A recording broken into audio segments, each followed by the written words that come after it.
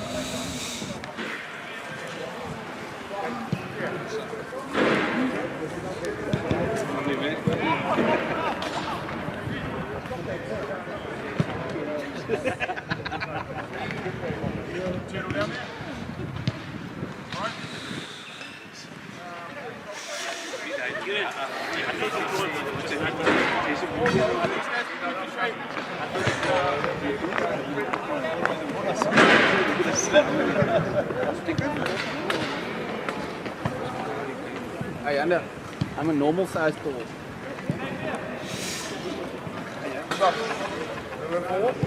What?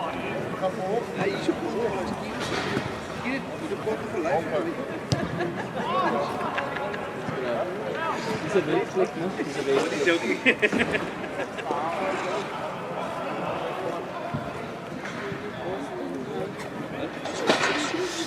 Stop. Are you going to get that?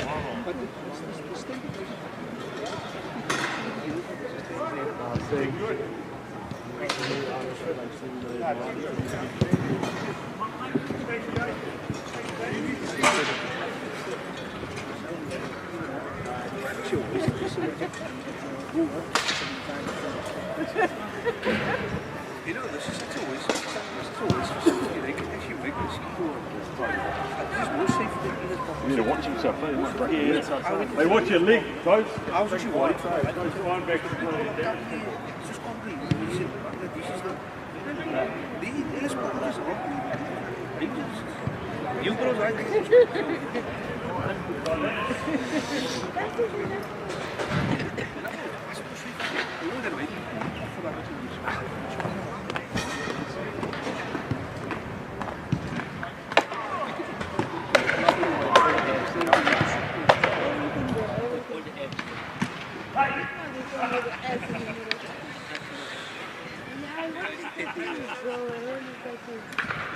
Ray, first of all, do you know, just tell us a little bit about Tamaiti and that injury that he's got there?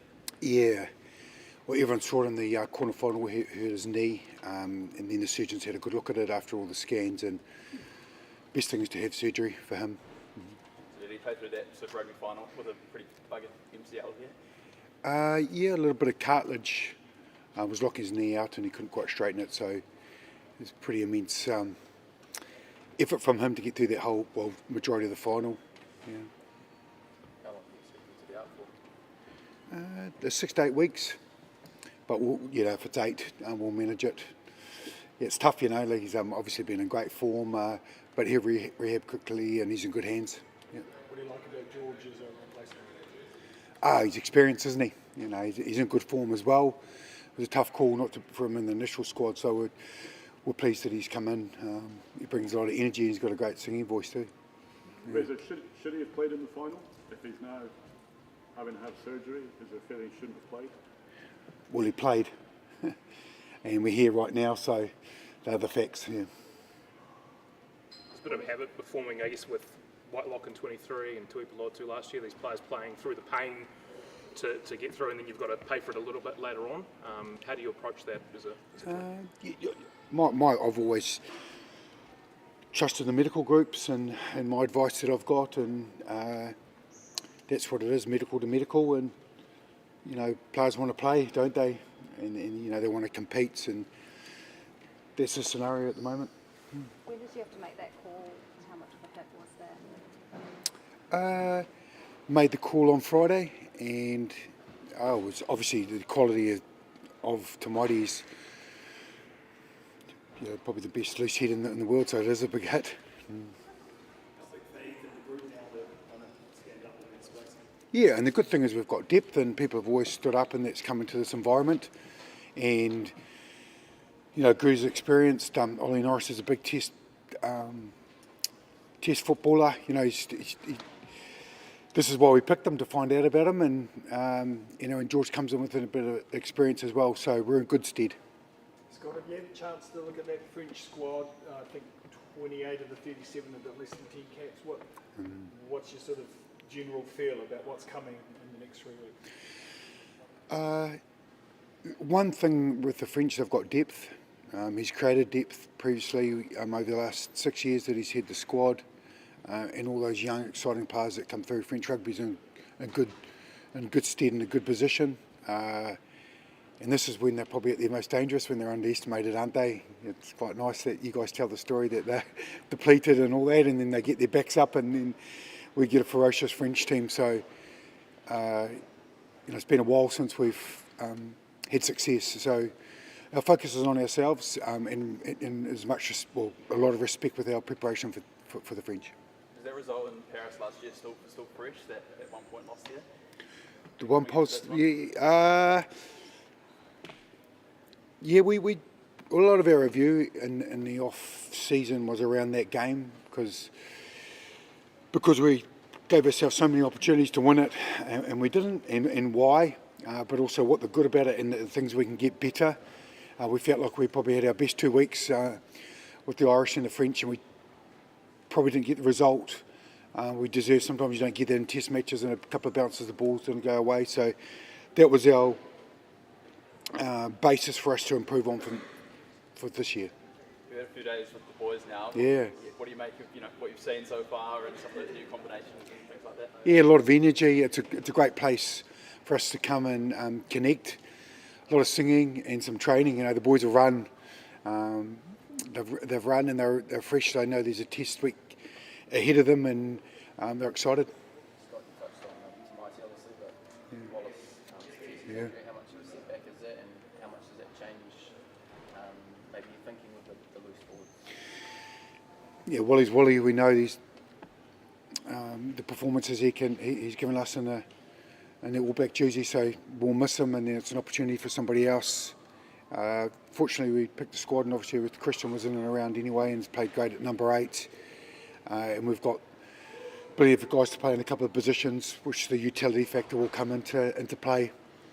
But yeah, it's tough. We feel for Wally, but he's a great rehabber. He came back last time amazingly, and he will again. Do you have a sense, Fraser, we saw Super Rugby refereed a certain way, letting the game flow, minimal TMO interference? Got the Lions playing a series over in Australia at the moment. World Rugby will have a big look at that. Have you got a feeling referees are going to be told to referee to a slightly different formula than the one we've seen so far? Test footy is a little bit more under the microscope, for sure.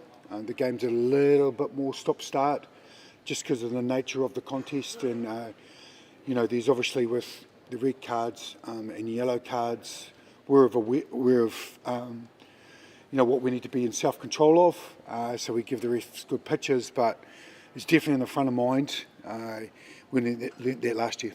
What was your sense about discipline overall last year and playing within, you know, the kind of discipline that you would like to see from your team? Do you think you got that last year? Not when you're leading all those games and they turn on that moment. That's an area of improvement for us and a real understanding of, as individuals and as a team and players coming off the bench, you know, how can they make an impact and they're clean. That's a focus for sure. Thanks, Gregor. Yeah. Yep. No, he's still going through the protocols with his HIA. If somebody Penny was to play, for example, what would you want to see from him? Simapini, the physicality, trusting himself, and being aggressive within the law. Scott, you've got a lot of midfielders in your squad. How are they, I guess, responding to that challenge with so many of them vying for 2 stars? Yeah. What are you seeing from those guys? Yeah, they've been great. They've been good. They've been teaching each other, coaching each other, and giving a little bit of feedback and competing. There's some great trainings, and you know, look, as I mentioned, they're named as midfielders, but they could be playing other positions. That's why we've gone for that mix. Just going into July, obviously always a challenge, you know, getting your blokes up to speed. Yeah, First quickly. 3 tests of the year. What did you learn last year that I guess maybe you've adjusted to or changed up this year? You know, are you doing anything slightly different? It's a fine balance, Mark, because you've got to give them enough. You know, like you might go through the lineouts quite quickly. You get a few more lineouts than you think, and then you've used up that menu, as we call it. And then what are we going to go to now? But so you've got to give them enough, but not too much. And it's the fine balance of the two. We've got a lot of experience here, and you get great feedback. You always check in with them. You feel like you've got what you need. Both sides of the ball, enough contact work that's come in. Like a lot of guys have played some great finals footy, so a lot of them are physically ready. Some of them had a little bit more of a break, and they do extras, one-on-ones on the side there, and get a bit of grapple and work with Tamati Ellison on the sideline. So everyone needs something different, but we're in a good space. Yeah. Scott, in terms of mindset, preparing this French team with B players that has nothing to lose, do you prepare your players to a special mindset, facing men who have nothing to lose, just raise arms? I think the first thing is awareness, that they come over with the ability to play. As you said, they're quite free. There's not too much weight on their shoulders, and respect that they can be dangerous. And so we have to show that. The biggest thing is we respect them with our preparation and understand those strengths, but also the ability that we've been together for a year and our cohesion's high and trust ourselves. And do you think your players are responding to this code that you make? They will respect this team? That's what the art of coaching is, eh? We'll find on Saturday. But we'll build for it. I think it's important, you know, a sold-out stadium, you know, this just shows the respect to the French. You know, it's been 2018's a long time since we've sung a song in our changing room after we've won. So we're well aware of the contest ahead. Sounds like morale's been pretty high at camp so far. Who's been leading the singing and joining in? There's a few boys with they could start a boy band, I reckon. It's pretty special. Pussy and George, you know, the front rowers have keep a great rhythm, and we have to come down and because they get a bit high, more pitch than us. Trying to stay with them, but you know they've got good energy, and it's great to connect. Yeah, and good first few days at camp. Yeah, it is. We've trained hard, we've challenged ourselves. This is the areas we need to get better at. What did we learn from last year, and what do we learn from training? Because obviously we haven't got a game to review, so now it's time to get excited. Do the new faces bring some pretty new energy as well? Tell me about that and what you've seen in them as well. A little bit of nervousness and a little bit of excitement combined together. They're always keen, they're always early, they're dressed in the right, you know, the gear to make sure they tick everything off, and we had a great little gathering after we went down to the clubs. You know, we feedback on what it meant to be in the clubs and connecting with our community, and just those little things, just that connection being straight away. You know, they've spent their whole career trying to get to become an All Black, and now they're out in the public, and pretty humbling. Christian especially, how's Yeah. he slotted in? Yeah, good. Obviously, he had high minutes. He's a great professional, and he slotted straight in. He was in the end of the year tour with us last year, so he's up to play with all our calls and our structure. Yeah. Scott, when it comes to selection, how do you start the season off really strong, but also bring in those players that are on Yeah. the move? That's the art of it, isn't it? You know, like you want to give everyone a possible go. I've said, like, that was my plan too. You know, we want to be held and like put a contract on it because things do happen, but our goal is to play everyone, and you want to get some combinations, cohesion. That's our advantage at the moment. If we make it that way with guys that have played footy together, and then you get the balance of how many changes over the series. And what do you like from Billy Proctor, and what does he need to do to own that 13 jersey? Well, what he's done is he's played well this year. So he's done that. Now it's up to us to select him, isn't it? And just keep doing it. Keep playing it and step up to that next level and be accurate what he does. But he's an instinctive player, really exciting. So, yeah. Scott, have you watched the final of Top 14 on Sunday morning? Yeah. Watch the highlights, yes. Yeah. Yeah. What details about the... C'est enorme. C'est impressive.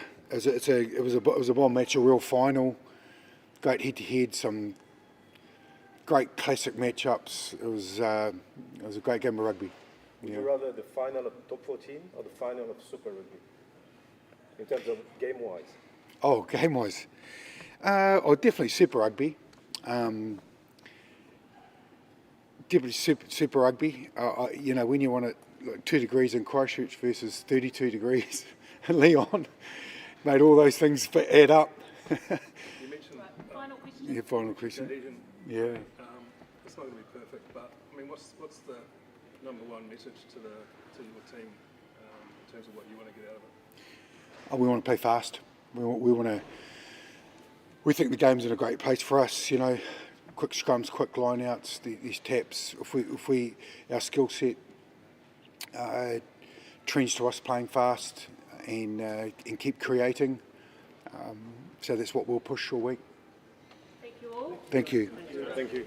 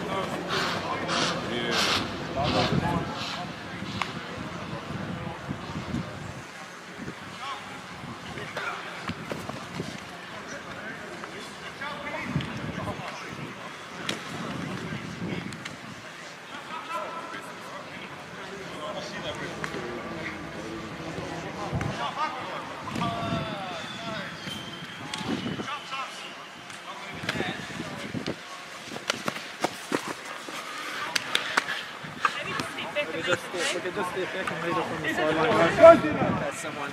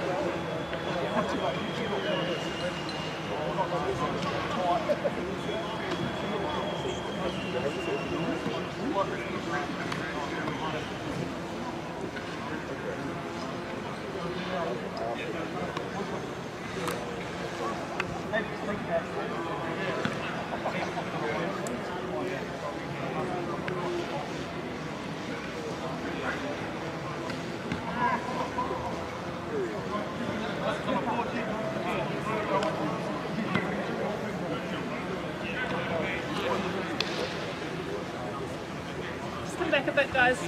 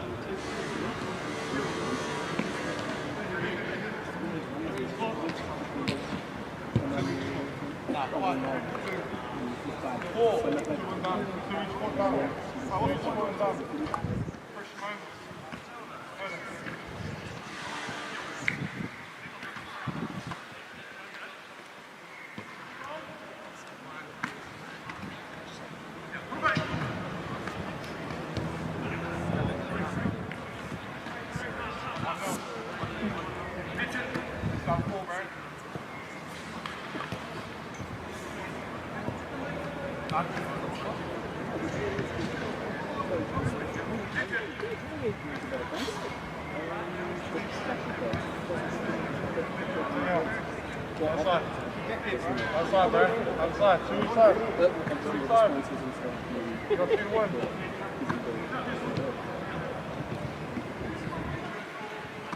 If you win the next two, then we go tiebreaker. 2-2. You got to win the next two, though.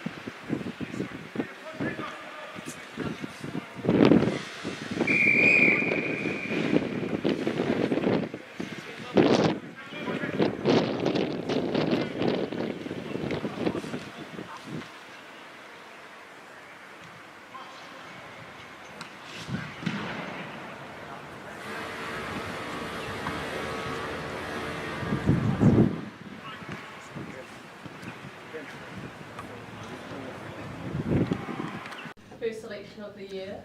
How did you find this selection process compared to, I suppose, last year when it was your first year in charge? Oh, you learn quick, don't you? Got a year under your belt, so you understand the group a little bit more and what wins test matches and the balance of it all, and you know, using the first series for us to build depth and give guys opportunities. Fairly straightforward, or a couple of headaches? Oh, there's always conversations. People look at it differently, but we just, you know, you look down the track and also what's going to win this test match, and then you look at the series and the total. You want to try and give everyone an opportunity. That's the plan. And how do you get enough cohesion in the group? They're all hungry, so that's a great thing. And then you get the balance of debutants that are coming in as well. Fabian Holland's one of them. We're all pretty excited down here to see him. Yeah, how's that conversation with Fabian to be starting in your team? Oh, he's pretty excited, you know, from Zealand to New Zealand. He's come a long way. It's a great story. Pretty single mind from a 14-year-old to make that call to come over and represent another country in a game he loves, and he saw the All Blacks as the ultimate, and there's opportunities down here and under the roof. It's a movie sort of stuff, isn't it? Scott, the thinking around 3 locks and 2 blindside, can you talk us through that? Yeah, we're looking at options to the ability for guys to play in 2 positions. He's got the skill set. He's quick enough, as he keeps telling us, and he can play on the edge well. So it just complements us. You know, Test footy's a big man's game, and you know, can he start there, finish there? And this week he's starting. Rico's moved to the wing. Yeah, first game there in quite a while at any level. Just talk us through that one. Obviously, Billy's earned his spot as well. Yeah, Rico's competent in either position. He can start or finish in either, and then you know, there's his opportunity to get on the wing and do some finishing for us. It's exciting. He was keen. He was up for it, and whatever's best for the team. And what gives you confidence, Christian, going straight into a test match start? Probably his performances in the last, well, his whole season really, especially in the last few weeks. He came on the end of the tour with us, which was really important for him to understand how the week works, and he started straight in. And on the other side, the mixture of the loose forwards, is it fair to say that will change a little bit, or is that something that you're looking at permanently, but Adi is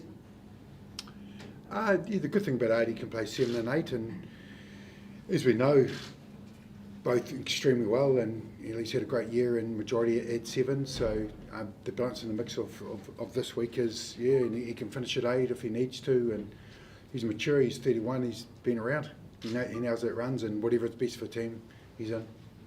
Scott, you talked a bit about the finishing of games, the composition of the bench, 2 loose forwards, looks explosive. Is that what you're after this weekend? Yeah, a little bit of balance of the both. Like you said, what complements us, where we sit in the game, the potential outcomes, the ability to people make impacts, to come on, speed it up, as I've mentioned about ability to play fast, and the skill set to do it.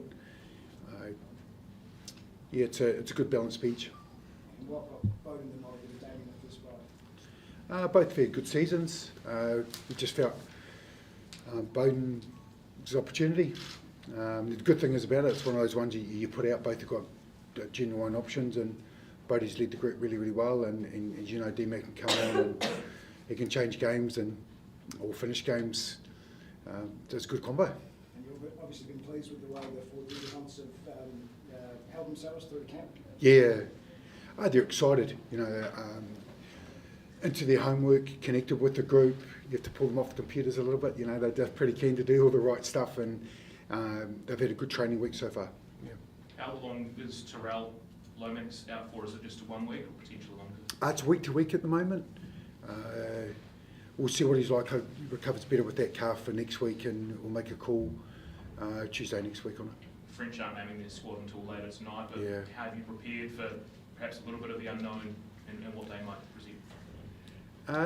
Look, we'll see their team. Look, we know their players, and as best we can do our homework. Our focus is probably a little bit on ourselves. We get caught up with where they're going with their teams, but they've got a little blend of experience and also the youth. And it can be dangerous, isn't it? The expectations are off a little bit, so we're understanding and aware of they can go as French. They could turn up. So full respect to in our preparation for whoever's in front of us on Saturday. Razor, you talked a wee bit last year, finishing opportunities, something that didn't happen the way you wanted it to. Just specifically in regard to Billy Proctor, is he the type of player you feel will enable you to more accurately capitalise on opportunities that you create? Yeah, for sure. He's had a great couple of seasons, hasn't he? It was a shame the end of the tour. The Bubs couldn't quite get back and play a couple of games at the end there. But look, he's been consistent. He can play square. He's got good both sides of the ball. He complements the back line beautifully. Scott, Ethan de Groot probably had a bit of an up and down year last year in the black jersey. Certainly fell behind Tamaiti Williams.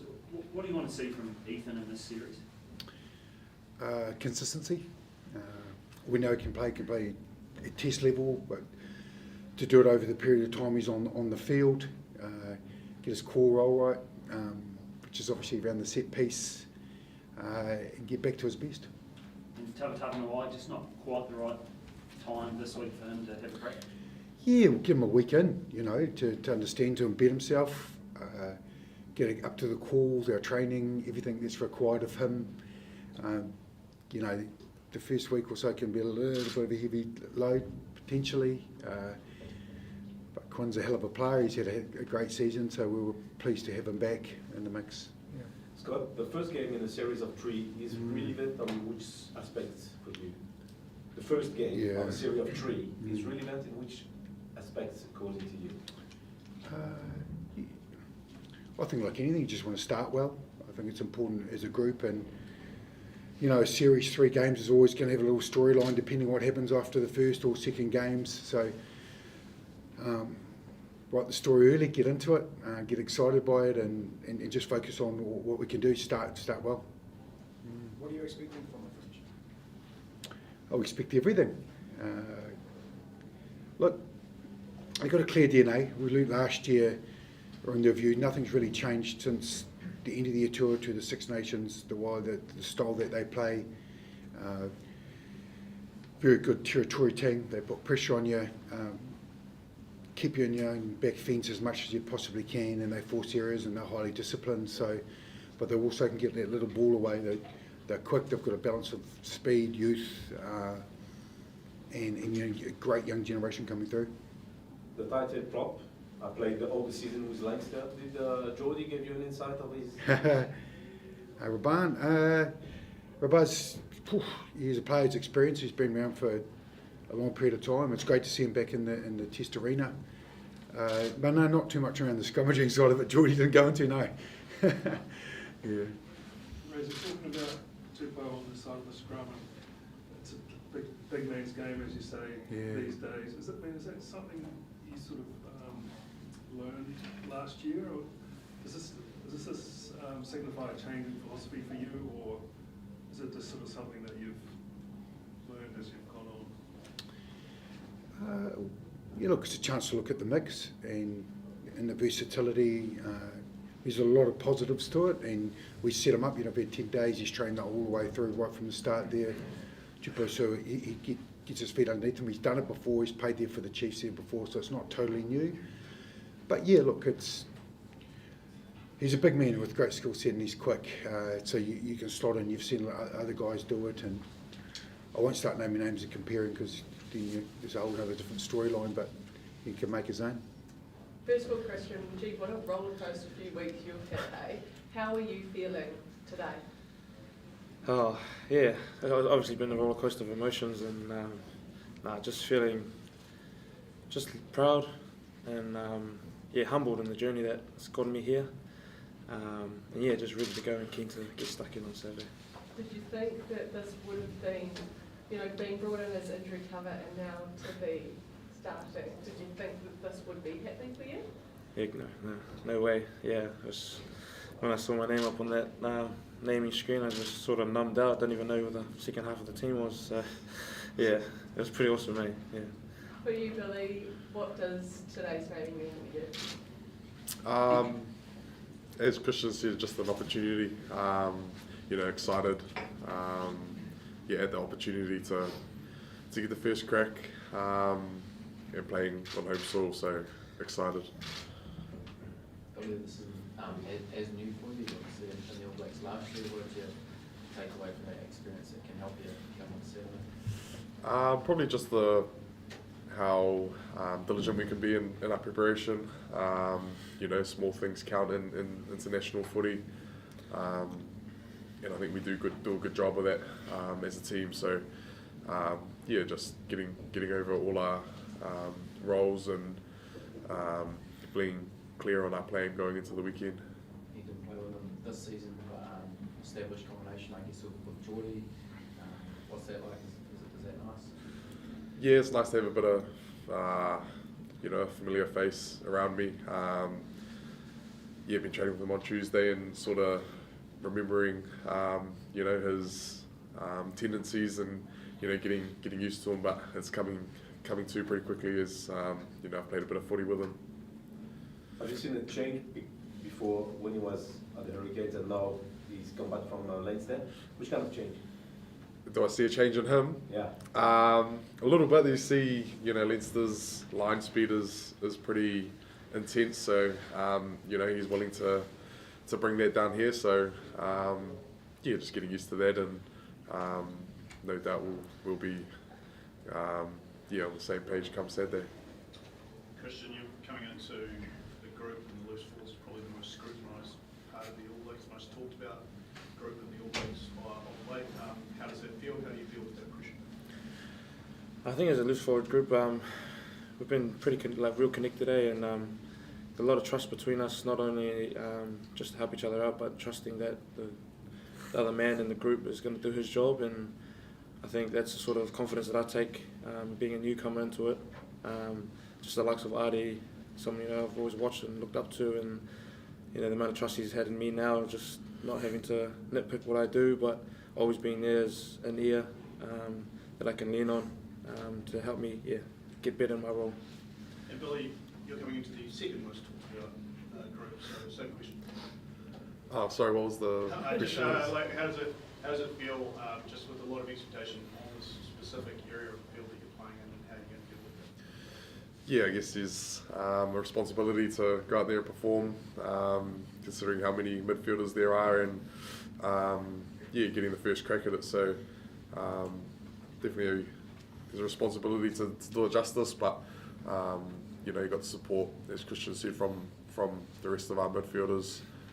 You know, they've been doing everything to help us and set Geordie and I and Quinn up to get the job done. So we feel that from them. Yeah. Chris, there'll be a lot of excited people at the Kaikorai Rugby Club. What did Kaikorai and then sort of your early years in Otago mean to you and help you get to this point? Yeah, well, Kaikorai was a huge part of my journey. I had the coach at the time, Ryan Martin, came up to Auckland where I was at school in Massey High, and he's the one who got me down here. And yeah, I played all of my club footy. I haven't played for any other club since. And yeah, love my footy down there, the club culture and everything. And actually 1 away from 50. I'm still yet to get my 50 there. So yeah, it's a pretty special place to me in my journey. Yeah. In terms of Otago, quite cool to be making your debut alongside another Otago forward and young Fabian. How are you finding hanging out with him this week? Yeah, no, it's awesome. We both debuted. Actually had our first starting debut together in Forsyth Bar, and yeah, sort of a full circle moment being able to debut together for the All Blacks in Dunedin again. So yeah, still got a lot of friends and, you know, loved ones down here that are, you know, been supporting me since day one. So yeah, just keen to get out there and make them proud. Christian, how do you operate with your memories, emotions? Do you try now to pass the excitement to cool down, or you want to embrace every second of excitement? To be fair, like, yeah, I know if I get caught up in the moment, I won't be present. So for me, it's just nailing the job and knowing that, you know, just trusting in my skill set and trusting in the game that I want to play. And I know that, you know, it is another game for me that I have to step up to with the black jersey. But just the spectacle of it, I sort of take away from it. I just, you know, obviously we've got a lot of messages and stuff coming from around from so many people, but just keeping the main circle, the main thing, like my parents, my partner, my family, and just, yeah, nailing the job that's in front of me and not making it too much of a, yeah. What were the words of Adi? Hey? He told you, Adi Sabia. Do your thing, Us. Yeah, 100%, and yeah, words like that means the world to someone like me, so yeah, I'm keen to do it. Well, Scott, how have preparations been and how ready do you feel for tomorrow night? Yeah, we've had a great camp in Auckland, and the last few days down here in Dunedin have been great for our preparation and playing under the roof tomorrow night. As All Blacks captain, what's your message to the 4 players in line for debuts tomorrow? Yeah, we're riding behind those boys, and you know, they've got proud families and behind them, and as always, it's about them going out there and expressing themselves in the jersey and trusting themselves and their instincts. Yeah. Given Fabian's playing alongside you in the second row, have you had any special words for him this week? Nothing specific. We've just sort of got used to each other as in terms of a partnership and a connection. In the locks there, and you know, we have connections throughout the week with you know, unit meetings, and you know, we had a great dinner out last night. Actually, it was good. Scott, there is no premium players in the French team. Does it mean something for you, and you feel under pressure because of that? Oh, we're certainly not reading into anything that it's a weakened French side. I think any French test side that plays against the All Black, you have to give them the utmost respect, and we've certainly prepared like that.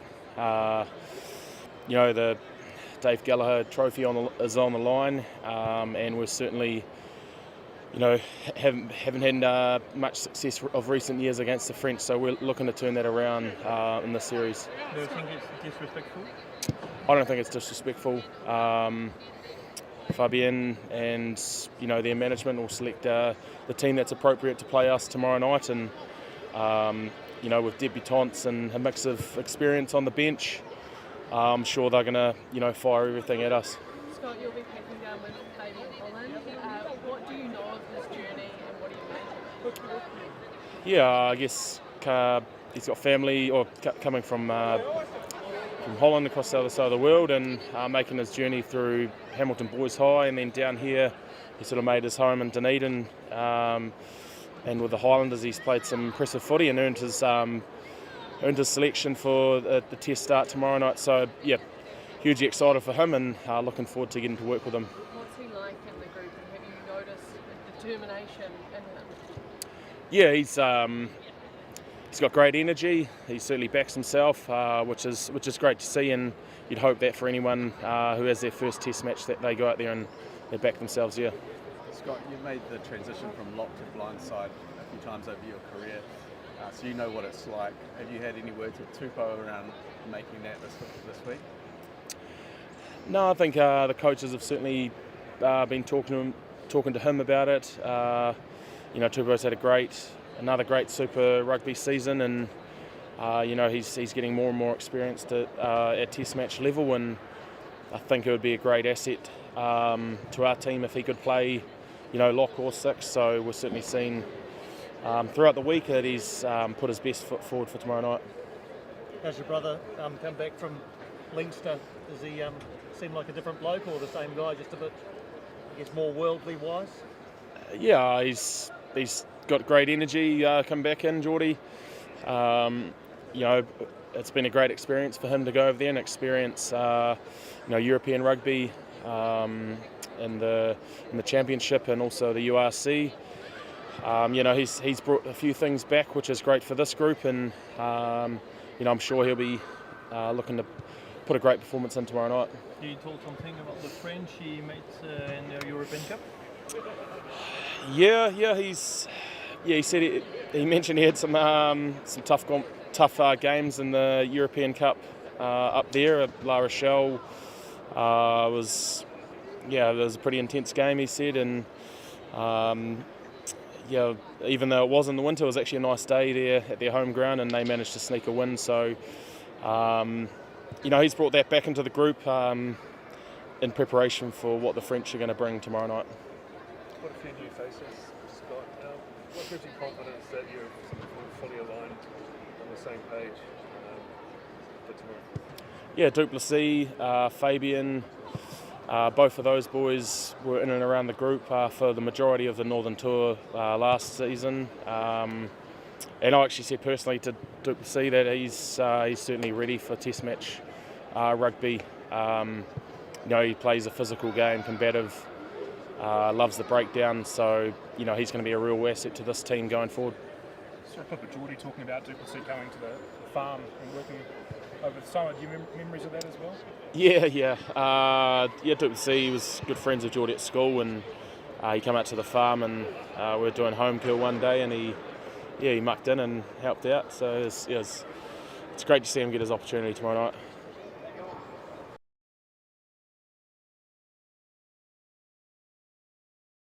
One day and just That's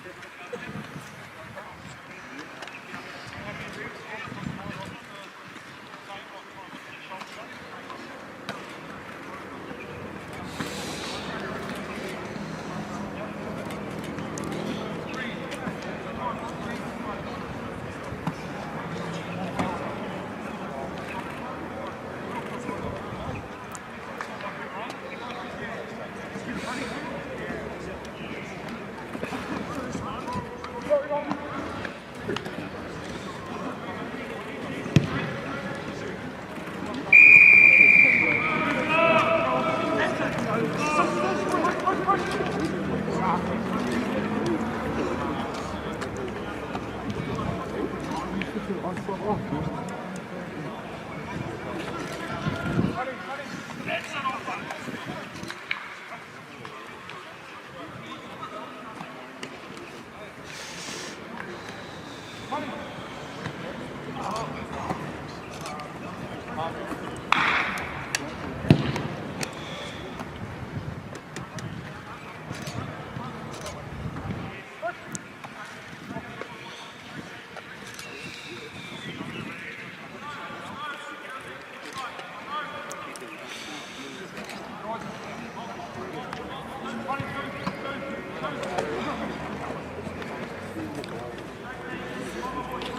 Check. Stretch.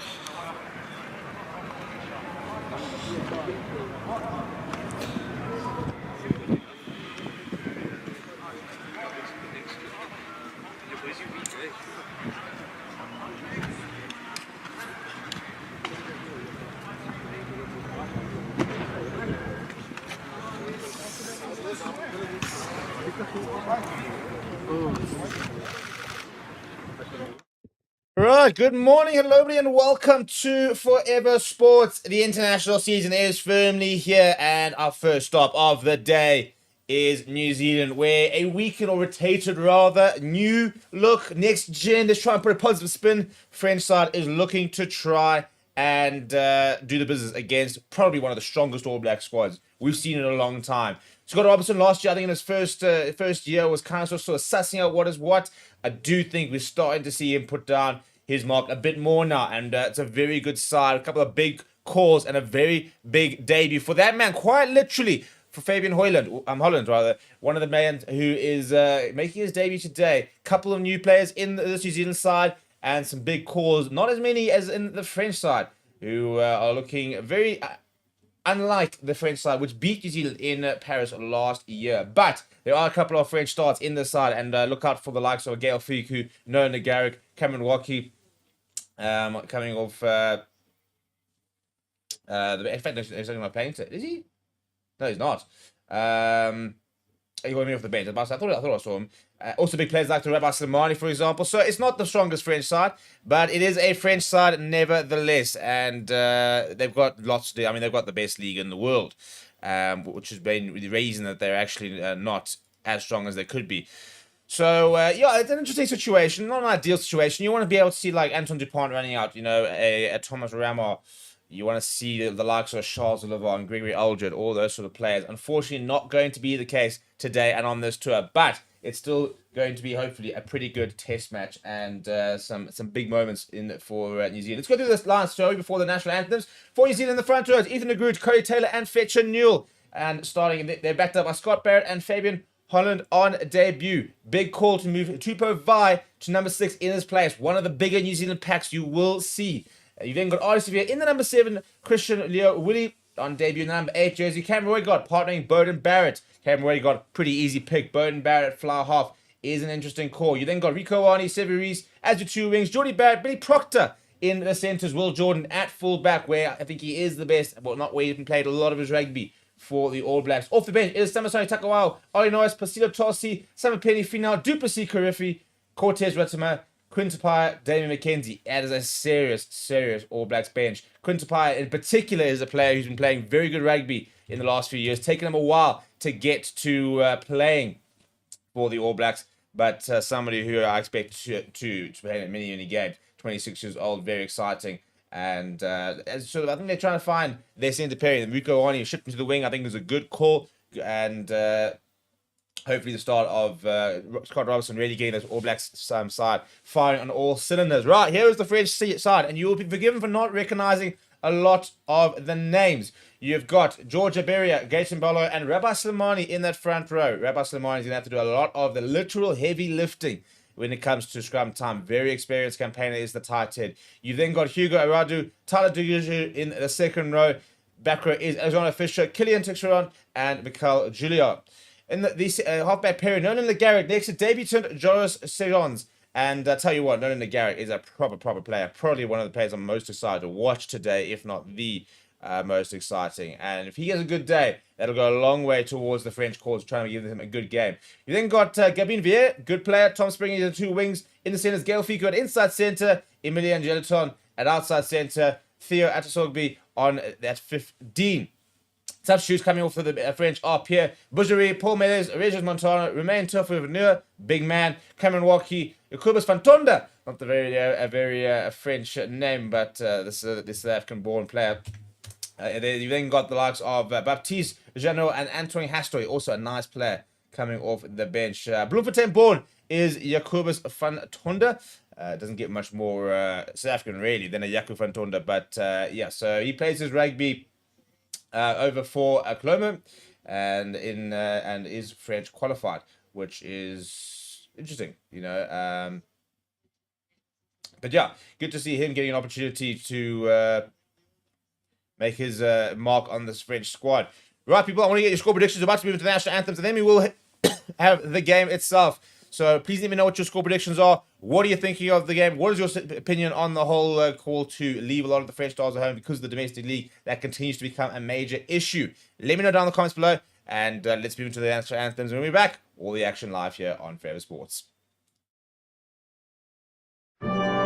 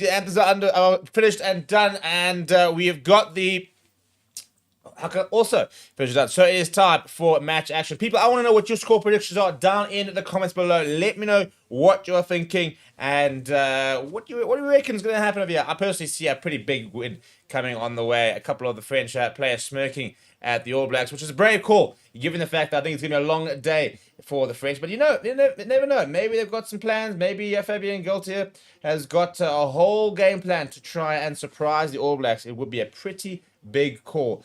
Pretty big event if they were to get the victory. Our referee today is Nick Berry. He'll be assisted by Christopher Ridley and Takahito Namakawa. Your TMO is Darren Murphy. Brett Cronin is in the bunker from Australia. Majority Australian lineup today in the match officials. And we have now got the teams lining up. French will be playing right to left. New Zealand left to right. Looks like New Zealand will have kickoff.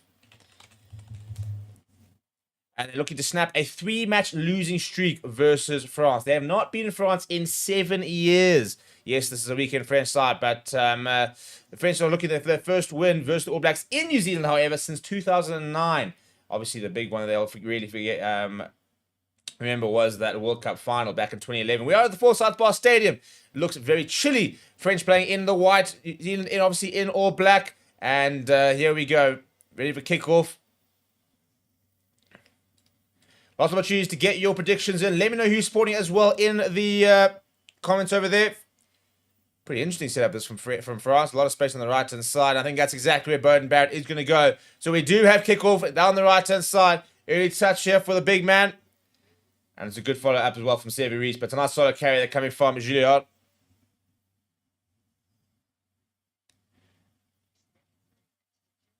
And this player over here, Nolan Garrick, will be absolutely crucial to the French effort this evening.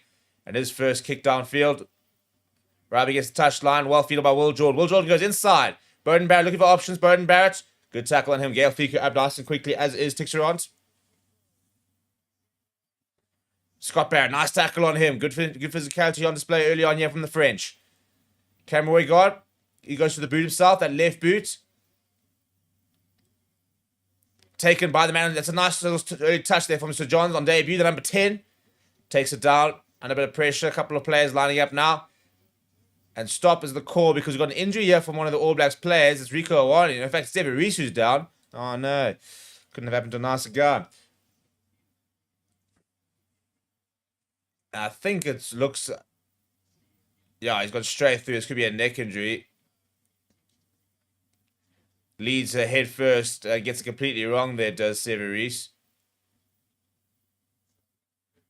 Yeah, it's definitely been HI. You can see in his eyes that he's not looking very well. Right, so Ernst Wilmechut is going 25 points to 20. Is his core prediction. I'll be very surprised if it's that close. I hope it will be that close. So Daniel McKenzie being ready to come on. We'll see him shift to full back, and we'll see Will Jordan move to the wing. So after all that talk about Will Jordan finding an opportunity at full back, it might be one of the most shortly lived opportunities ever.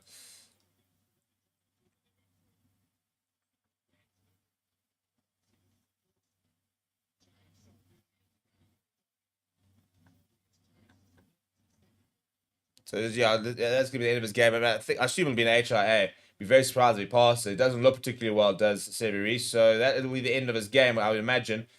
David McKenzie coming on early on, so that's so frustrating from a Scott Robertson point of view. He spent the entire week looking at what Will Jordan could potentially do at fullback and how that might look, give an opportunity for them. And within the first minute, literally the first minute, we're 57 seconds in, Sevi Reece limps off. David McKenzie on. Will Jordan will have to shift to the wing.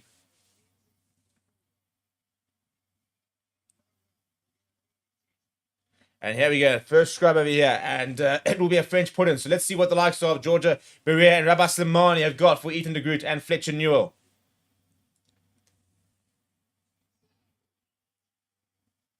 Pretty solid there. Now comes a bit of second shove. They've gone down that's one side, but is available. So John sends this downfield.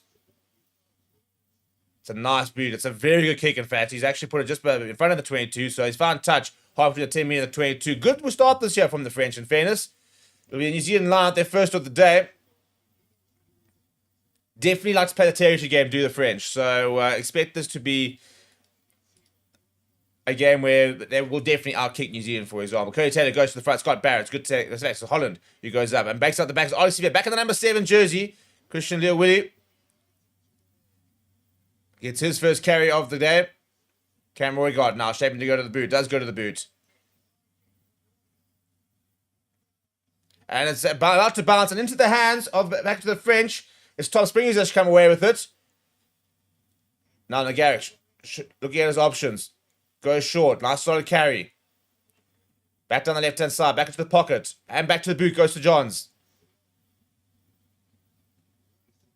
Again, allowed to bounce. And Gail Fiku goes up. But it's a bit of a messy one. And the kick comes ahead from a ball back inside from Billy Proctor's a good one. But I think we were in touch. A couple of knock-ons in as well. This could very well be a French scrum. That would be my guess. But that's 2 kicks that have gone up that no one's actually really wanted to field. So, something that the All Blacks need to get right here. They actually haven't contested for either of those kicks, and they just sort of allowed it bounce. Maybe a bit of miscommunication. That's kind of often what you see. First game of the year. People still trying to sort of work out where they are, what they are supposed to be doing, and the communication between them.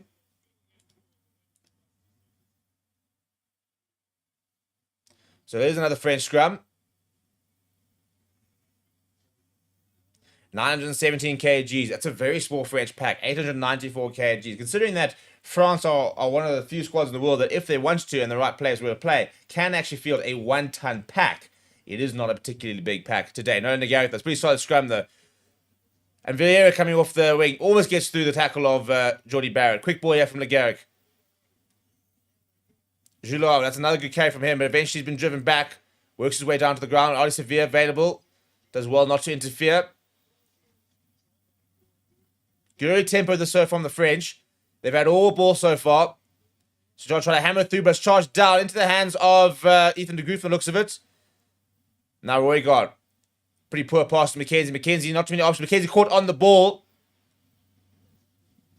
Very good work being done there by Alexander Fisher. Up nice and quickly to put pressure on Dave Mackenzie. On the left-hand side. Joey Barrett pops it up to Ethan de Groot.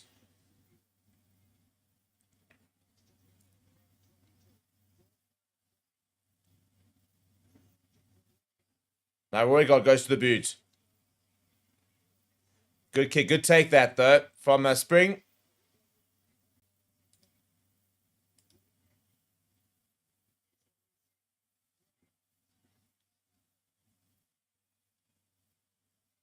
Available now for Legaric. Shape to keep, but actually wants to run it. Now it's the first time. Gail Fiku. They go to the wing. Vieira. Grabber's in behind. It's a very good kick, though. And it's been forced a knock-on from David McKenzie. No, not backwards, says the referee. Cameron Roy got caught in the ball. And the French just trying to flood that breakdown. New Zealand desperately trying to steal the ball. They do. McKenzie uses it, though. Pops it up to, oh, bit of a show. Go from Tupo Vi. Ethan de Groot in the way. Looking very disjointed so far are the All Blacks. Now Cody Taylor. Firmly the number 1 choice hooker at the moment for Scott Robertson. And it's knocked backwards, but Vera is back to gather. Looking for options. Wants to go south, almost to the gap. Looking for the offload into the hands of one of the All Blacks. Tupo Vi sends it out to Bowden Barrett. He's looking for options. David McKenzie wants. He sees a bit of space on the right-hand side. David McKenzie. Cody Taylor. Cody Taylor takes it into contact. Just past the halfway line.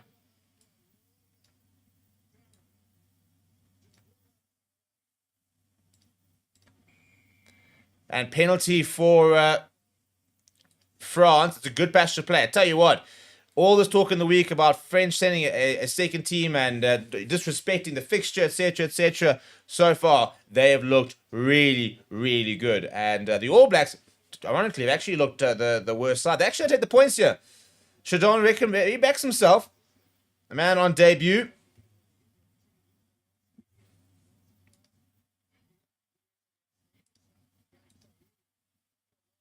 But I'll tell you what, Vieira's had a very nice start. I told him about he's one of the players to watch out for. Very talented young player. He would find himself in most French squads, so it's not like he's one of those players who's on the French player getting an opportunity.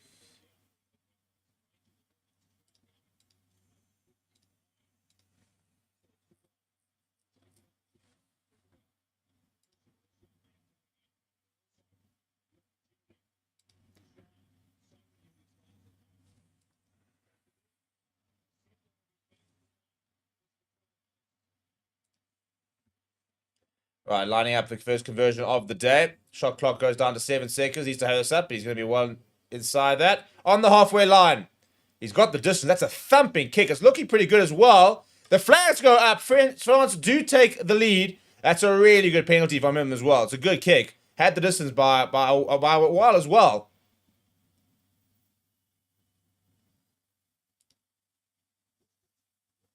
Not a problem at all. That'll be a big warning to a lot of the All Blacks players. They can't afford to make mistakes in and around the halfway line because he does have a 60-meter kick in it.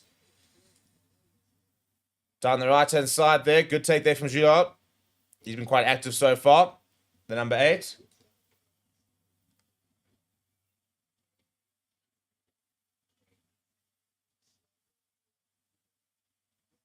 Rabbi Slimani. Good K from him. Running back goes to Garrick. Almost actually looked like it was almost charged down. It's a bit of a snap hook there from Garrick. So not the best kick, but towards the 10-meter line. Not the worst clearance either. They'll deal with that.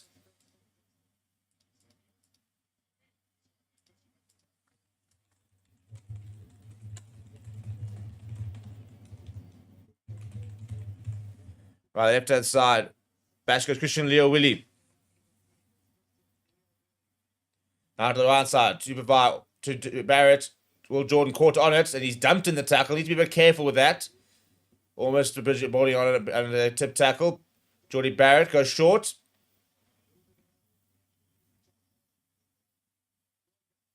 Where he got it. And Bowden Barrett goes in behind. Sees a bit of space, but well positioned is and he's just going to mark that. So the Garrick actually, he's going to mark that and just slow things down a little bit. People, if you are watching, please make sure that you do smash the like. We will be live throughout the day with all the different games. We've got the British Irish Lions versus the Waratahs after this, and then the Springbok game this evening as well. So, yeah, if you're new to the channel, make sure you subscribe as well. All right, ball back inside. Bowden Barrett goes to Mackenzie. Mackenzie lifts it high in the air. He'll chase his own kick as well. Rico on, he's floating around.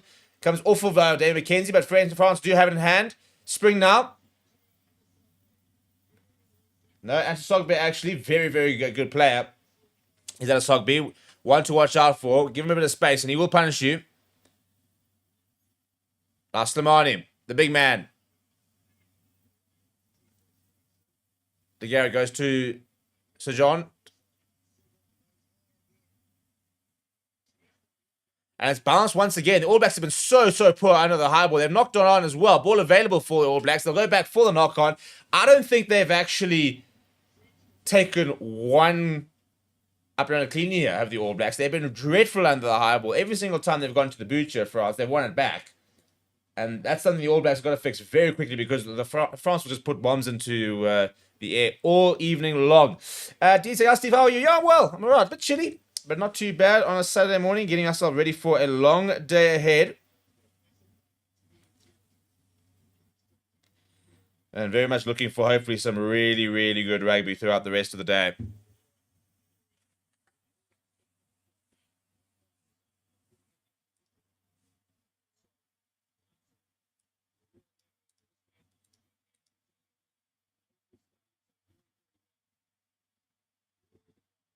Making his test debut tonight is Christian Leo Willie.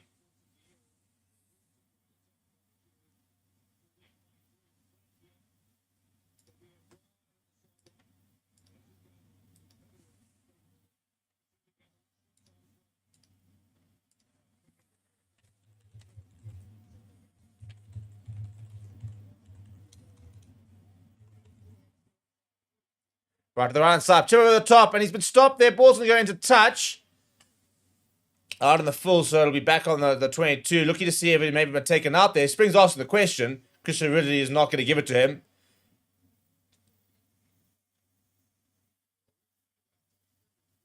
Spring little chip over the top is the right option. Then runs into Rico Arnie. Not much Rico Arnie could do there, so I think it's a fair call.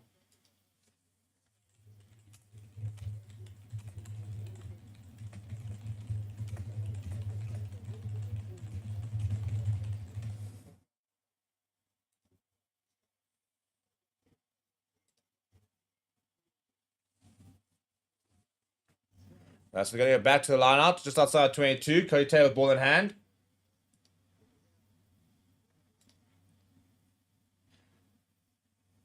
Cody Taylor. It's a good take there from Holland. The big man on debut. Lots of excitement about him. Youe being used as a ball carrier quite a lot early on, as you'd imagine. Now lots of people just protecting Cameron Moygaard for the kick. Shifting to his left boot. Bit of pressure on him, but he does get it away. And now to test it for Spring, who goes up and it knocks backwards. Once again, France do retain the up and under.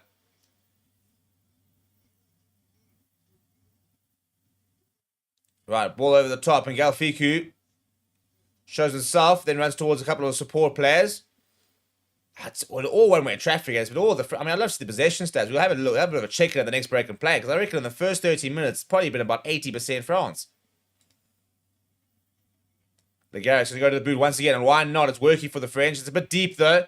Needs to try and get there, put a bit of pressure, and does take it well, does Bowden Barry. He does mark it. He's going to take it as quickly as Bowden Barry. Just thump it downfield. Does find touch. Pretty good touch finder as well. So France will be back inside their own half of the line. Between the 10 meter, well, between the halfway line and the 10 meter. Let's go have a look at this, a bit of a stats checking, shall we? Because I think that we're going to see a very interesting possession stat. And territory stats as well, to be fair. France very much like playing the territory game. So possession at the moment is supposedly 55%, 45%. I think that's a bit wrong. I'm not sure that's updated, to be honest, because it really has been only France with the ball in hand. Good line at that, though, from the French. This time it's got to the front over there, so Hugo Radu looking like a good goal anymore as well. They're into the All Blacks half. Still going. Coyote's gone through the middle. No, Lagarde probably needs to try and get this ball out, because I think Coyote's actually got his hands on the ball. Use it once is the call from the referee. If Lagarde can't get this out, this is going to be turnover ball. And if it is, that's very, very good work from Cody Taylor. Worked his way through the middle. They couldn't get the ball out. They've conceded the possession. Cody Taylor, he's just taken his game up to another level in the last couple of years. I mean, he's always been a great player. But a senior statesman on the side now, 34 years of age. Samisoni Takawawa back in the mix. He'll be coming off the bench a bit later. Will Jordan is on the park, Mark Paul. He is back onto the wing, though, unfortunately. So we had an early replacement, Sever Reese off, so then McKenzie's on at full back. And Ernst, I will be doing the SA versus Italy game. Unfortunately, missed it last week for the Barbarians, but it will be me back on comms later this afternoon for that. Before they've also got a British Irish Lions game up against the Waratahs coming up at 12. So plenty of action coming away throughout the day.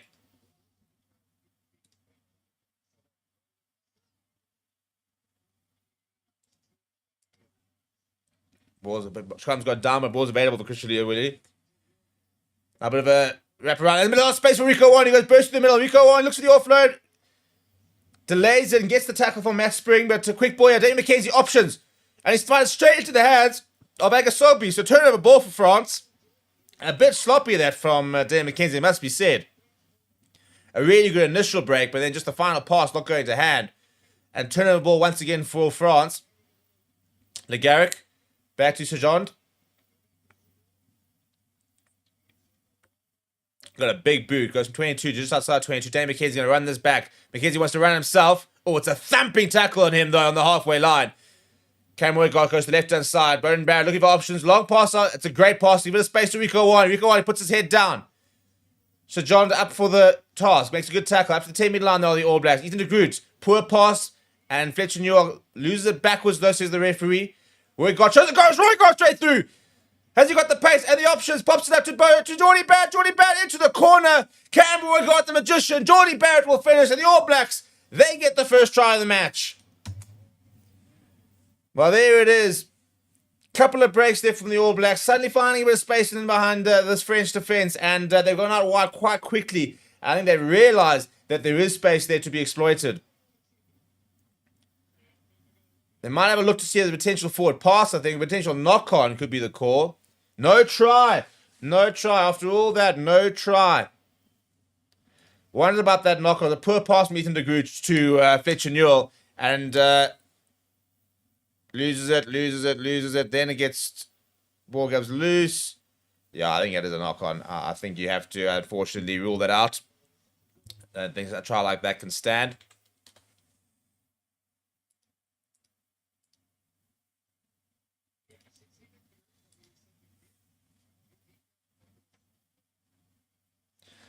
Not the best pass there from Ethan de Groot. So Fetcher will know, won't be too chuffed with that. Not much he could have done really. Passed that down at his feet, but it's another scrum here. So France holding on at the moment, under a lot of pressure though. Much better from the All Blacks. It's taken them sort of 16 minutes to kind of get into the game, but now they're getting a feel that they're finding space. That's 2 line breaks within as many minutes. And Roy got it so well as well. Just sucks in Agasobia, and then on the left shoulder, pops it up to Geordie Barrett. He goes over in the corner, but knock on in the build-up means that we are back to towards the halfway line. French put in.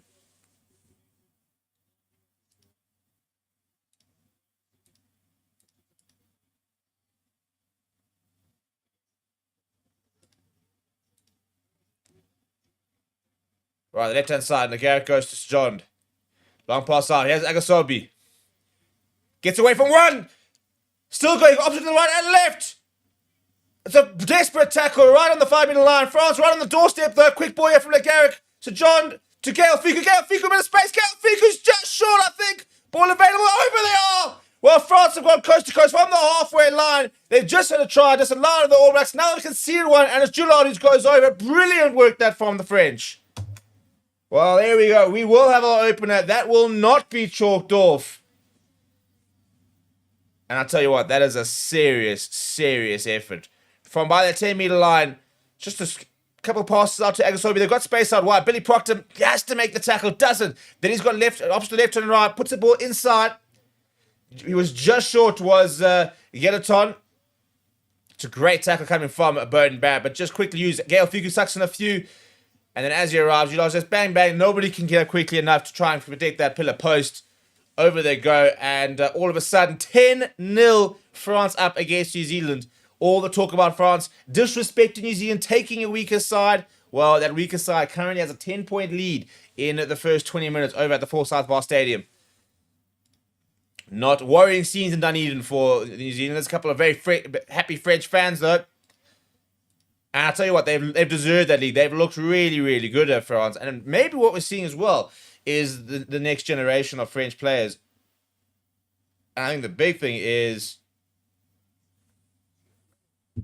because the top 40 is so strong, we're seeing players like Gillard, for example, who's been really good to Agasobi, who even when they don't bring their best players, there's not a lot of difference. And I think that we're going to see France have a really, really good show of depth in the next few years because they've got the strongest league in the world. This is what comes with it. But charged down there by Scott Barrett, though.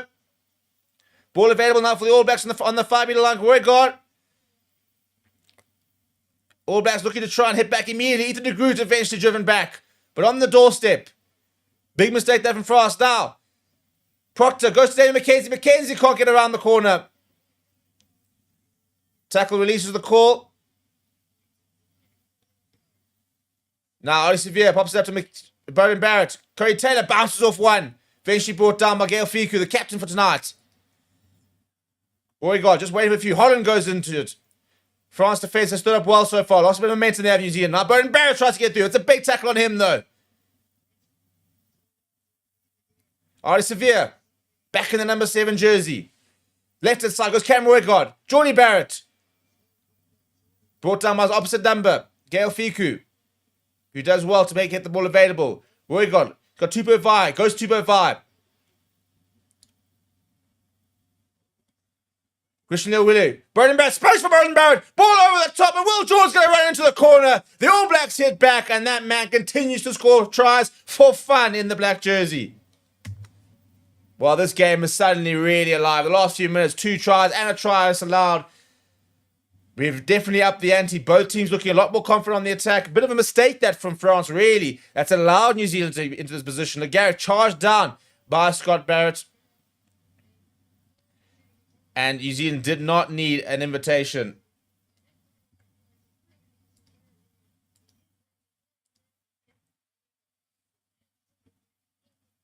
Perfect pass over the top to Will Jordan.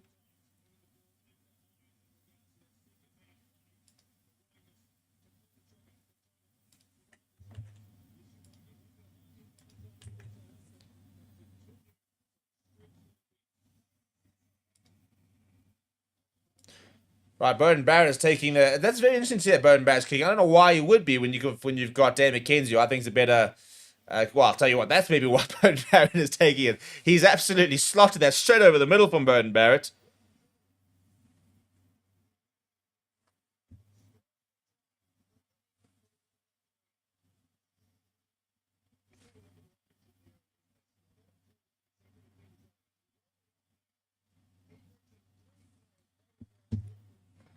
Yeah, it's a good pass from Bowden Barrett. Ball over the top there to Will Jordan. So try assist conversion to add to that as well. Good morning, Craig Kukumawase. Morning, what did we miss? Who would you say is going to be the man of the match today? Well, so far I've been very impressed with Agasogi's been quite good. Gillard from France has been pretty good. Bowden Barrett's not had a bad few minutes. And they've shown over that ball there, but they conceded the penalty to France. Tell you what, you missed quite a bit in the last few minutes. France have been very good for their 10 points. Early penalty, and then they've done a lot of the attacking. They had a try disallowed the All Blacks, and then conceded a try within, literally from that result in the scrum. That was a result of the try being disallowed. So they had to go all the way back and behind their own poles. But then a mistake from Nolan Garrick has allowed the All Blacks back in the game. They've capitalised, gotten that try, and all of a sudden back to a 3-point margin. Penalty that from France, and Bowden Barrett will kick the All Blacks back into French territory.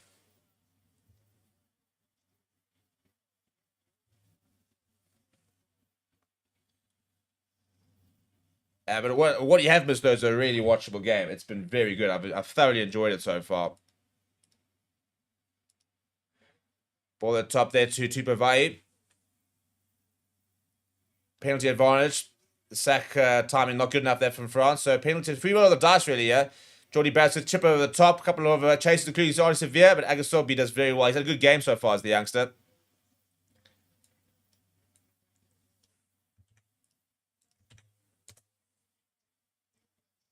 Just 20 years old is Theo Agasobi, but what a prospect. Was playing under 20 rugby last year. And now looking like one of the best players on the park. It was already his 6th French cap. Plays rugby for power. I would be surprised if he's there for long, to be honest. I'm sure the big French clubs will be looking to bring him in. He's such a talent as the fullback. Oh dear, they don't find touch though, do New Zealand. So France have put that back in. Bowden Barrett's take it quickly. David McKenzie. McKenzie looking for a bit of space. McKenzie almost around. McKenzie is around in front of the players. Up quickly goes Nolan Garrick. To the right-hand side, Artie Severe. We haven't seen much of him with ball in hand today. Back in the number 7 jersey. A lot of people appreciating that change, saying that he was never really a number 8. But Cameron Roygaard picks up and goes himself. Now they're getting in from Artie Severe. This is kind of the Artie Severe we like to see, when he's absolutely relentless with the ball carry. Now pick up a go from Christian Leo Willie. Making yards here. Straight through the middle here, New Zealand.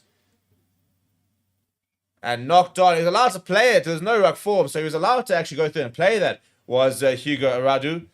But knocking it on in the process, so it'll be a New Zealand scrum.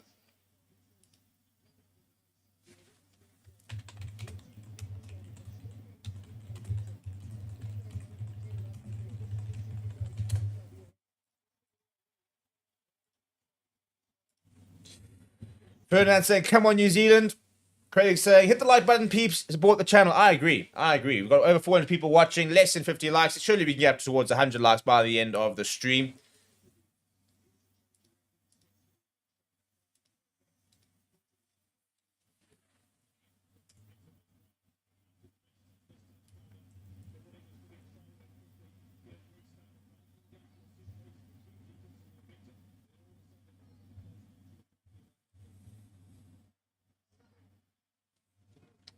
Right, scrum, yeah, just outside of 22. All Blacks feeds, big All Black scrum. Penalty advantage for the All Blacks. Jordy Barrett goes back inside his brother Bowden.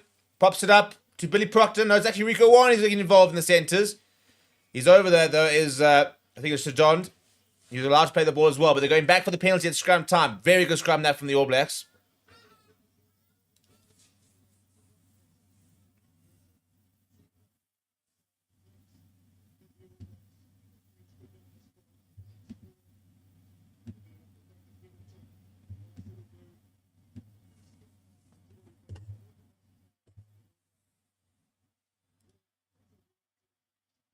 Right, to the corner they go. I think we're able, the All Blacks could take the points, just level things up. But looks like Scott Barrett says, no.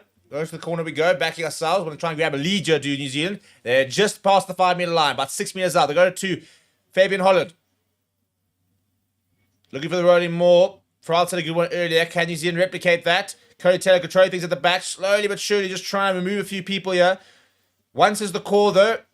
Workout does use it. Geordie Barrett first receiver. Now Bowden. Bowden long pass out to Dane McKenzie. McKenzie. Will Jordan's in acre space. McKenzie's going to go all the way. Just short as McKenzie. It's like nobody wanted to tackle him. Roy God to provide. Surely he's not going to be stopped. He's not stopped from that distance. The big man goes over. New Zealand go bang, bang. And they take the lead for the first time in the game. Well, here we go. We sort of were a bit surprised at how poor the All Blacks were early on in the game. But now we're starting to see them come good. Damian McKenzie. They just couldn't touch him. They couldn't bring him down.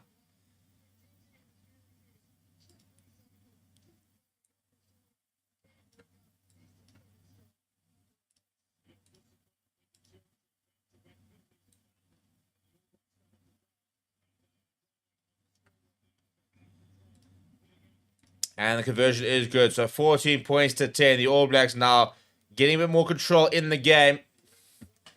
We're quite surprised at how poor they were, to be perfectly honest.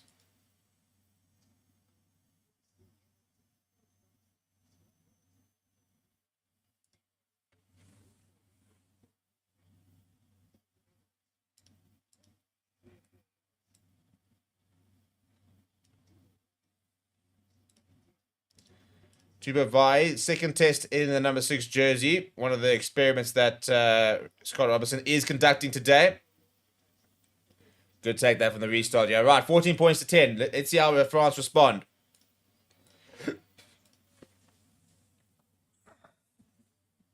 Boygaard goes to the boot. Sends it deep. Doesn't find touch. High in the air goes. He's either been pretty poor under the high ball. Atasogby gets that ball back to... I'll tell you what, the French, I think they must have about 100% kick... I'll tell you, that's a good word than Gail Fuke. Kick retention rate at the moment. They just can't lose the ball every time the ball goes in the air. Now keeping in the forwards and now good momentum this now from France. The Garrick. But the ball's ripped in the tackle, knocked on here from France. Turnover ball here from the All Blacks. Cody Taylor pops it up to Roy Guard. Sends it to Dane McKenzie. Dane McKenzie, look at the fleet-footed from him. Eventually brought down. Dangerous customers, Dane McKenzie at the best of times. Bit of space now for Geordie Barrett, looking for options. Nobody really there for him. Now quick ball. Goes short as Fletcher Newell. To his captain, Scott Barrett now. Geordie Barrett. Billy Proctor brought down. Had a quiet game so far as Billy Proctor. Good pass there from Geordie Barrett. Dane McKenzie hits it with space. Roygaard now, short to Holland. Holland pops it up to Bowden Barrett, to Geordie Barrett, to Proctor. Long pass out. Arnie Sevier's in miles of space. He's got Will Jordan outside him. Arnie Sevier, look at the pace from him. Actually almost runs into Will Jordan. Gavin Veer eventually brings him down, but they're into the 22. Really good work there from Arnie Sevier. Billy Proctor used... Oh, that's an awful pass, though. And I tell you what, a couple of players going back, and France trying to flood that breakdown, and they have turned it over. Turnover ball here. Samani goes back to Agasobi. He goes to the boot and bounces the ball. It's going to take Rico Wani all the way back to zone 5 meter. Long pass to the right side to Will Jordan. Will Jordan now. He's going to look to try and run it himself. Not sure this is the right decision. Ball back inside to Bowden Barrett. He just chips past. And that'll just run out. So it'll be a France out. Not the worst option from Bowden Barrett. A bit of space for Rico Wani to run into. Just not quite managing to get the weighting of the kick right. It'll be a France line inside the All Black half.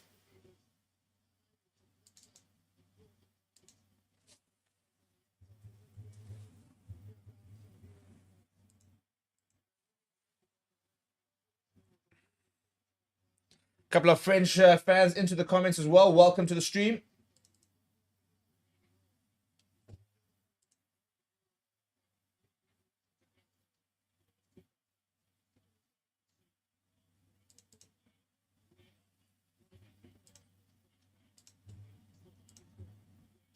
Somali's gone down and it needs a bit of treatment at the moment, so a bit of a break and play. We'll be back very shortly.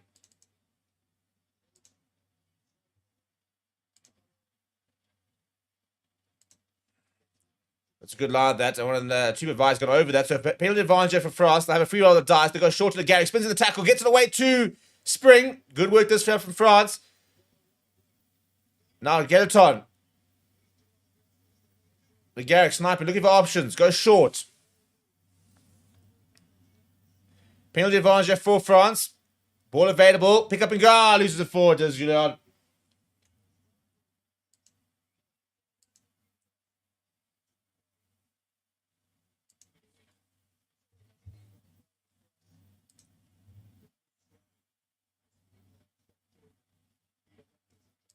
So go back for the initial penalty and decision time. Yeah, probably go to the corner. The line's worked quite well so far. It's very kickable, this from France. There might be yes, I think he's asking for what the management for the option here, and they are going to take the points. They get a few good points to the court to the post. Just under 10 minutes left in the first half. Wouldn't be the worst thing to get through at 14 points to 13, for example. Girls here with his iconic glasses and a headset, watching on. Tupavai just gets it completely wrong and then goes over the top. He's quite lucky, actually, because his legs get taken out from underneath him as he's coming down. Not much he can do, personally. But he's lucky that he landed on them all and didn't land on his neck or anything. So taking the points here.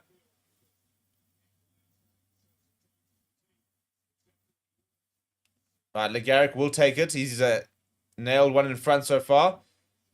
I don't think he took the conversion, though.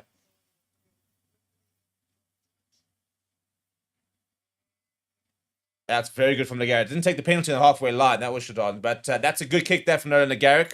So France hit back. 14 points to 13. Such a good technique from him. It was a good kick over the ball as Nolan LeGarrick. He's a great player, to be honest. I personally think he will be the backup to Anton Dupont.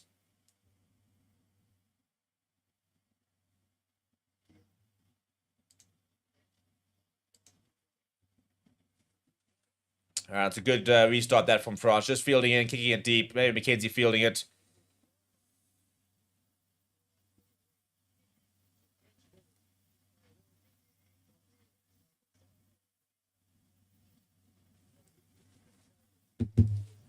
Right, Curry Taylor. 7 minutes left. Pretty even game, to be honest. France were good early on, then New Zealand responded. Now France are finding their way back. But Christian Neil-Willie, it's a good carry in the midfield. Penalty advantage, I think, for offside. And Dave McKenzie, that's a good read on him from Spring. Loses the ball forward. They'll go back for the penalty. Yeah, backline offside at the line out. Teacup says, league is better. Union's become a penalty kicking sport. I mean, we've had 3 tries in the first half. So, it's not terrible.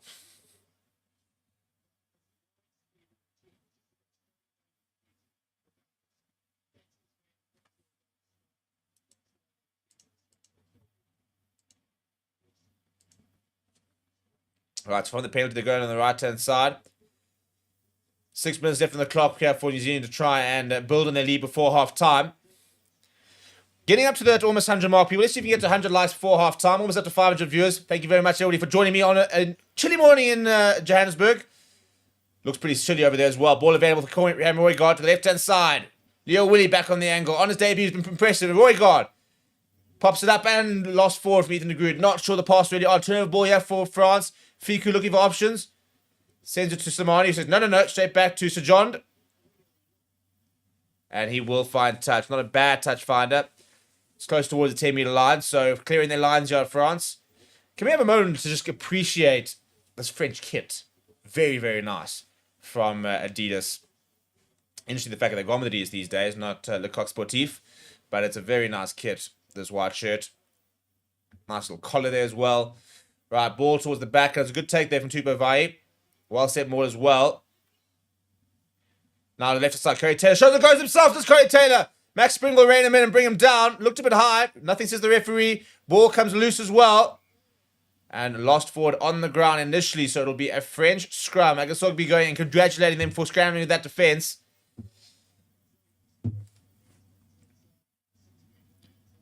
Rabbi Samani looks like one of those people who's played like 400 games. He looks like a seasoned warrior. Savage19 asking, score predictions for South African. I think that the Blitzboks get going. I mean, Blitzboks. I've been calling everybody Blitzboks this weekend. The Springboks get going this evening. I think we could be looking at about a 30-40 point win, to be honest. I think we could hammer an Italian side, which is missing quite a few key players. No Capozzo, for example. No Paulo got busy. No Michel Lamaro. There's a couple of key players missing in that Italian side. Menoncello is playing, though. Very good player, that.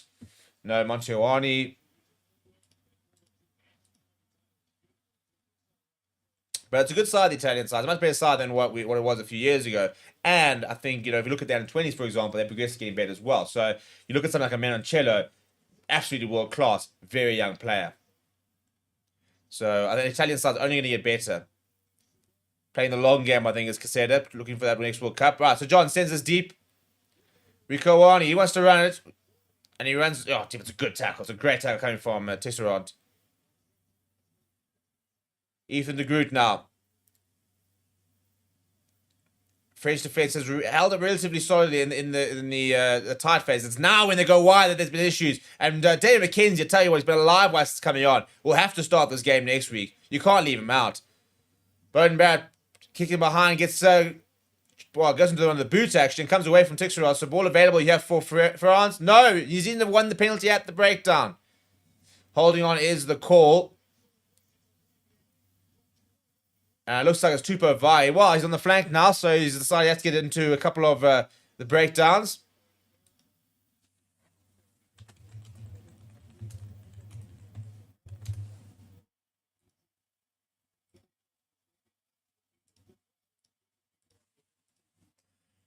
So 2 minutes, 2.5 minutes left on the clock. New Zealand will have a late opportunity to try and score another try. So it was very well worked, actually. Kevin Veal just basically, it's almost like a bit of a cricket stop there, just putting his knee down to prevent the kick.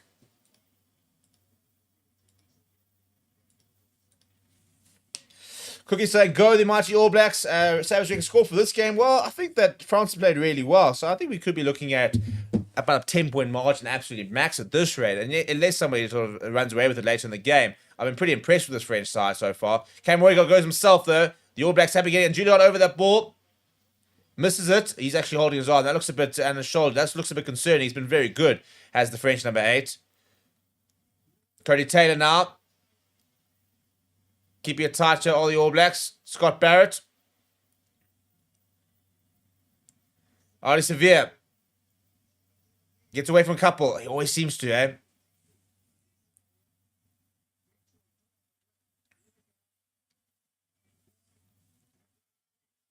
Keeping it the distance now. Right up against touchline. Releases the call. They're 5 minutes out to the All Blacks. Roy Guard. Goes to Scott Barrett. Shows him good. It's a good tackle on him, though. Good read from a couple of the French forwards. Tupou Vaa'i. Cody Taylor. Strong carry here from him.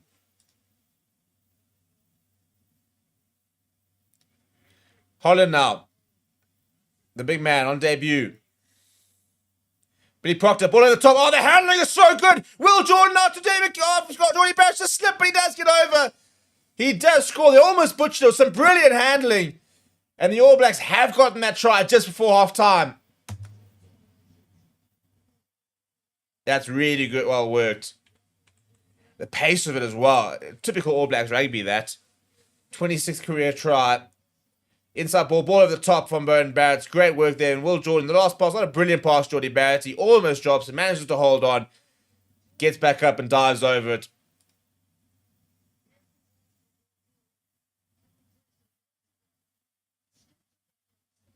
Yeah, manages to almost shift the ball to the other hand as well. Does really well there to Jordy Barrett. It's a very, very tidy finish in the circumstance.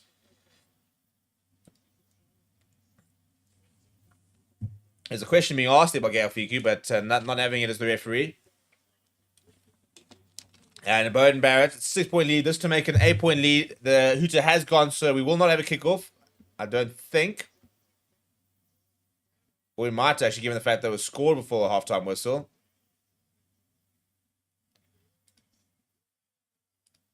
Now it looks like they are going to halftime. Right, halftime lead. It's a great kick there from Burton Barrett, and it's an important kick as well to give them that 8-point lead. So at halftime, New Zealand in control, but France will take a lot of confidence out of that first half. They've got some big boys to come on, the likes of Cameron Walkie later, Romain Tufuvanua, Anton Hastaway's a nice player as well. So they do have something on the bench, but the All Blacks took a while to get going, but now looking to really start putting the squeeze on this French side. So interesting times to come.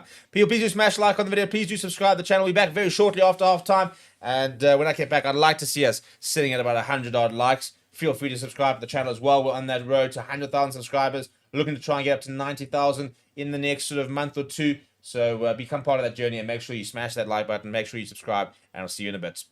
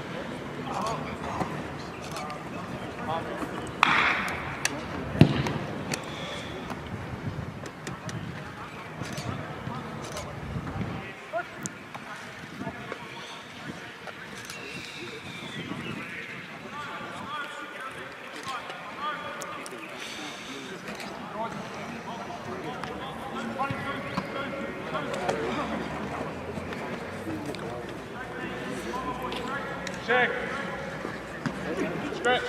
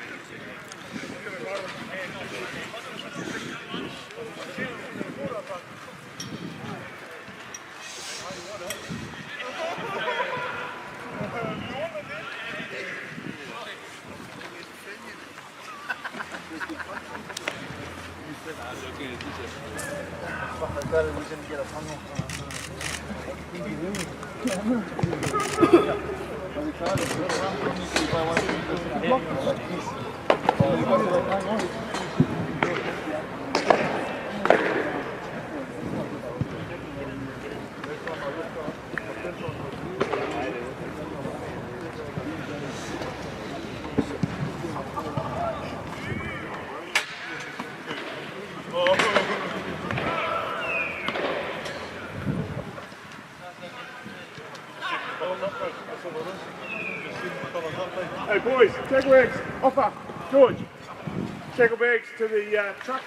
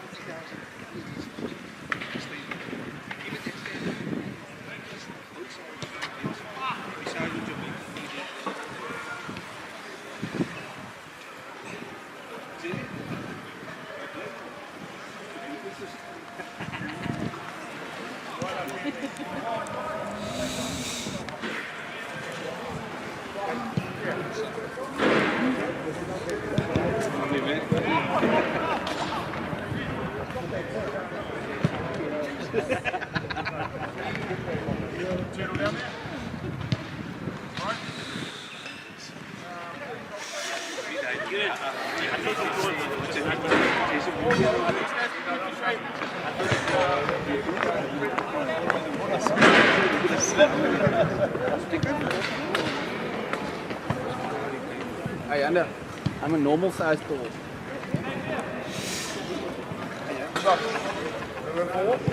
What? Hey, je moet hier de boven gelijk. Is het weer slecht, man? Is het weer? Is ook niet.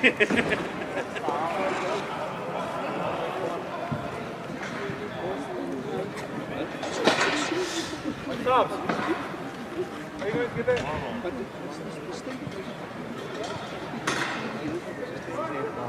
Good.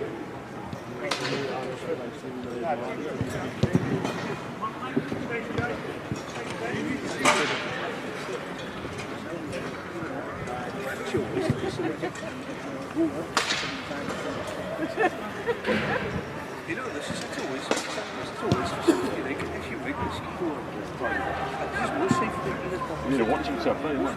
Right, and we are back for the second half. Welcome back to Forever Sports, and New Zealand currently leading 21 points to 13, but it's an early mistake from the kickoff with an early knock-on. So France have an early opportunity to try and get themselves back on top. They have led the game for most of it, actually, really. New Zealand taking the lead for the first time, I think about 25th minute, if I'm not mistaken. But it's been a very good game, very watchable game. France, for all the talk about a second team and a weakened side, have been very good. And if they continue with this that sort of half, then they could make this game very interesting. If they were to score first share, for example, then I think well and truly game on. So credit to France for, despite them being weak inside, inverted commas, they've taken the game to New Zealand. They've definitely not lied down or anything. And I've been very impressed with what we've seen so far.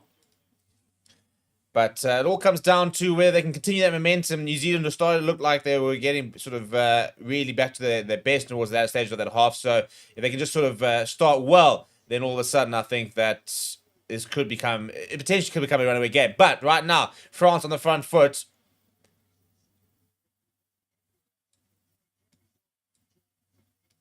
And opportunities here for France to try and score early on.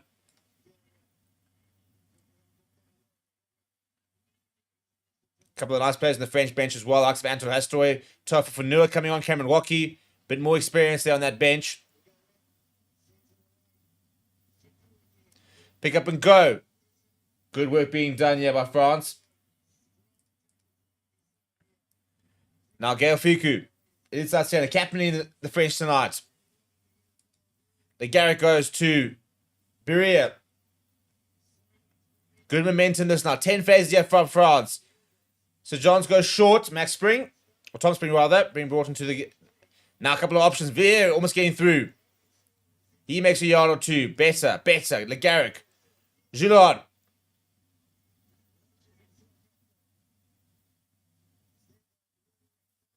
Puts his head down. Barlow makes a yard or two. Still going. 14 phases. Vale Fuku makes a bit of a break. LeGarrette, quick ball, there's space out wide. Vieira's going to go shoot through. Oh, that's the big dive as well. Absolutely 10 out of 10 on the scale for me. And France start the second half in the perfect fashion.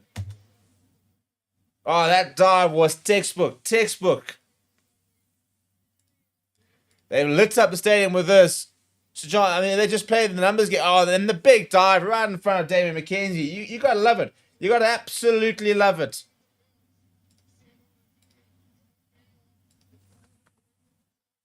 Game well and truly back on, and I wanted to see that. I was really hoping to see France score first and put this game back into a 50-50. So 21 points to 18, kick to come. Should be pretty straightforward as well.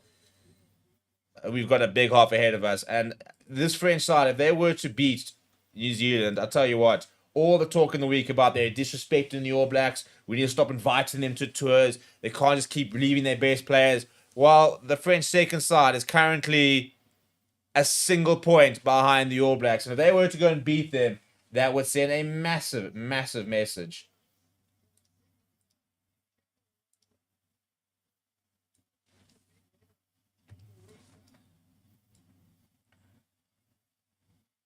And it's there from the restart. You know, it's funny how both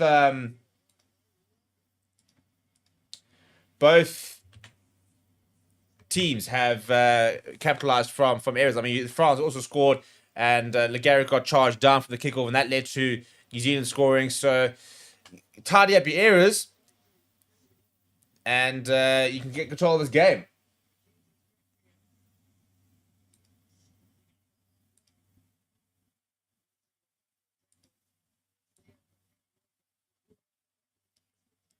But good work this now from Sevilla. Sevilla popping it back up. Ball available for Roy God. Now pick up and go from Sevilla. Almost through. Desperate tackle coming from... well, the ball's gone backwards. Knock on a penalty then from... it was interesting. He did knock on advantage and then obviously made a call from the assistant. Upgraded that to a full long on penalty, yeah. Quickly taken though from Roy God. Roy God almost through. Looking right. Still is through. Is Roy God. That's dreadful defense. Agasobi gets across, makes the tackle. And I think he's actually stolen that, Gavin Vieira. Yeah, he has stolen. That's phenomenal from the French wing. Goodness me, because New Zealand were 5 meters out, less than 5 meters out. It's a desperate tackle from Agasobi. It's a brilliant turnover from Vieira. And now Sir John needs to just find touch. Does find touch. Not a great touch finally. They're not out the woods yet by any means.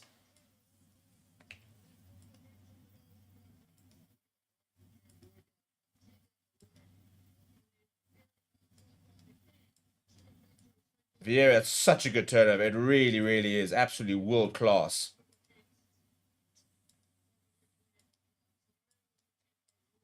Still under a lot of pressure here, though, France. Can't concede this quickly. It's so difficult to build momentum if you go and finally get some points, get the rest of that advantage back, and then concede immediately. For New Zealand, that's exactly what they need to do, though. Jordy Barrett, he's been so good today. Definitely probably the man of the match candidate right now. Vieira trying to get over that ball. Cameron Roygaard looking for options. Goes to Pavai. Scored in that first half. Roygaard. Holland.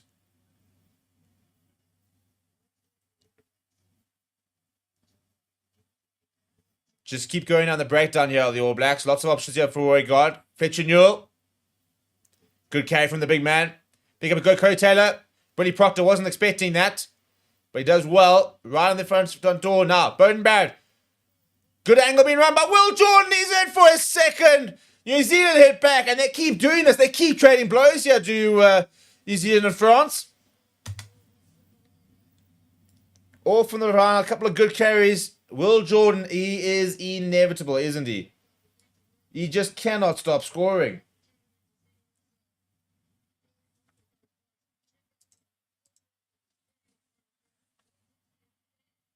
That's so good. And just gets past the first tackle. The defense found wanting a little bit there, must be said. But it's a good try in the end.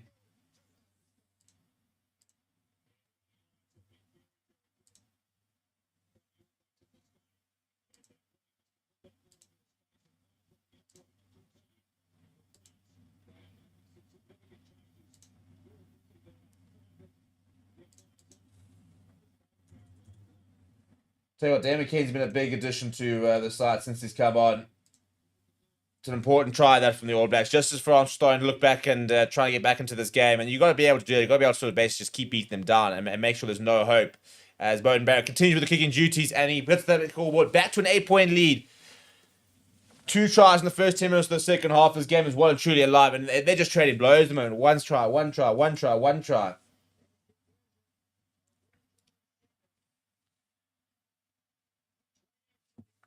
Well, the bench is going to have a big impact, chap.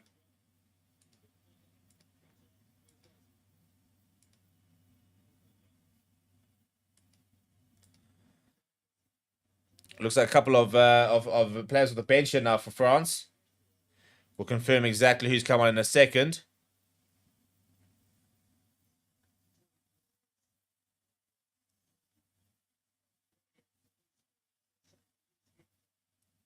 So Berry is off. So that's Paul Mallers has just come on. Cameron Walkie on as well.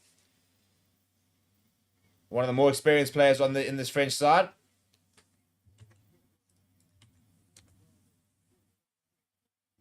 Looking for the options here. Lots of talk about the size. 26-year-old is the Congolese-born French lock. 30 games for France. Made his debut about 5 years ago. So been around the block. And it's another substitute. Looks like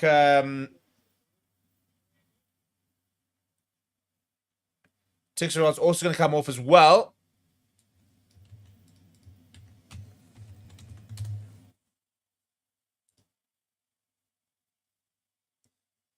Restart. Harden takes it well. And there's Fantonda onto the park as well, by the way. Jaco Fantonda plays his rugby for Perpignan. Over in the top 14.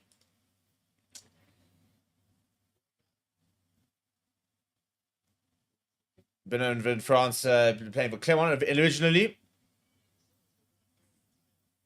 He is South African born with the name of Jaco Fantonda. But he has been in France for many, many years, qualifying. 27 years old. Been there since a teenager. Now, Turfa Fanua is on as well, so they've really unloaded the bench. They've got the 6-2 split here, France. So looking to try and up the ante from a physicality point of view. That's a good carry there from Spring. Up towards 22 meters goes France. Oh, that's a great line run by Fantonda! Just short. Ball available, pick up and go. Sprinting in the tackle, just short again.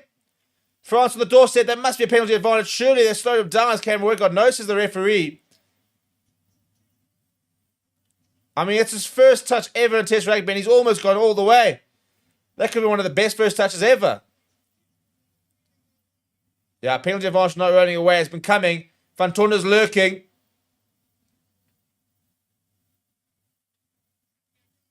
And they're over. And they're over. Under the poles as well. France hit back. Ah, cheaper. What a moment that could have been for Jaco Fantonda if he managed to go all the way. It was such a good line he ran. And Cameron Walkie, well, there's the experience coming on. They've literally put on their bench. The break came from Fantonda. Just didn't have... It was a great covering tackle from Cameron Walkie. He thought he was in, was Fantonda. And then Cameron Walkie just slows things down, waits for it, looks for the angle. has a go under the poles. That's the impact you want from a bench. Game back on. And I'm loving the fact that we're just trading the blows at the moment. We're just, you score, you score, you score, you score. This game is on absolute knife edge. You could really, I mean, it's difficult to say who's going to win yet. I can't even give you who's momentum's got because it just changes so quickly. Villiers said early on saying that New Zealand is not the same. Africa and France are going to dominate the next years to come. And to answer your question, what happened to Xavier Reese? He got concussed in the first minute. Well, I'm not concussed, or a neck injury potentially. He went into a tackle a bit awkwardly and hurt his neck. Craig saying, it's great to see how many good rugby players are born in South Africa. We have a huge impact on global rugby. Love it. Calvin saying, is New Zealand playing poorly or too much errors? I'm not watching. Can someone tell me? I don't say New Zealand are playing necessarily that badly. I think France are playing very well. New Zealand have made a couple of errors here and there. They've definitely not been at their best. They've had moments where they've been very good, but throughout they've not been at their best. But I've been very impressed with this French side, who are 1 point behind. And Sejon, that man over there, on debut in the fly half position, has been very assured. Right, and speaking of South Africans, a South African-inspired name, Duplessis Carriffy is on for his Test debut. Named after the great Muller Duplessis. Scott Barrett now. All Blacks on the halfway line. Roy God goes back to Beauden Barrett in the pocket. Goes to the boot. This is an area where France have been really good. New Zealand have not been good. Contestable. And it comes forward once again off New Zealand. No, Nate says it forward off France. I think that's... And the Garrick's asking the question. I actually looked a bit forward from the All Blacks first. Will Jordan's got a bit of a sneaky smile on his face. I think he might know that he might have knocked that on. He's very clearly knocked it on. That'll be reversed by the TMO, I'd imagine.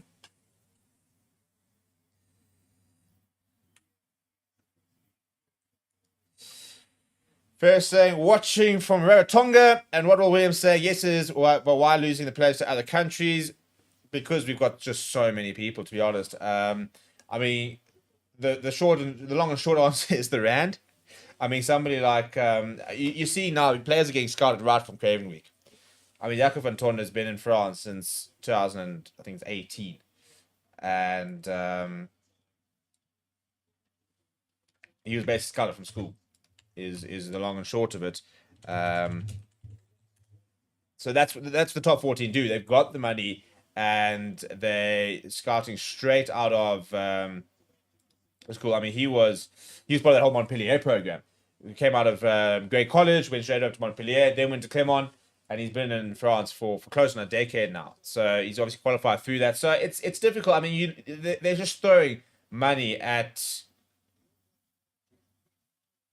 the young South players. They know that we've got a bank of players. We know that we've got some of the best schoolboys in the world. And they're giving these contracts to young players that other unions just can't match at the end of the day. So is it frustrating? 100%. Are we coping? We are currently, and I think that'll be interesting to sort of see what we do to try and counter that as we go on.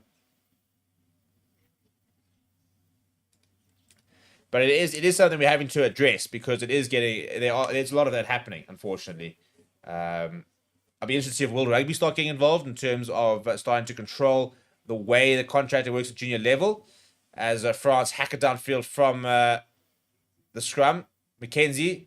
Oh, it's a bit of a 50-50 pass to Joel Jordan, who does very well to run on the angle there. Almost a bit of a hospital pass, but he deals with it well. Cam Morrigan goes to the right-hand side. Scott Barrett. In fact, it's Holland that's bashing it up.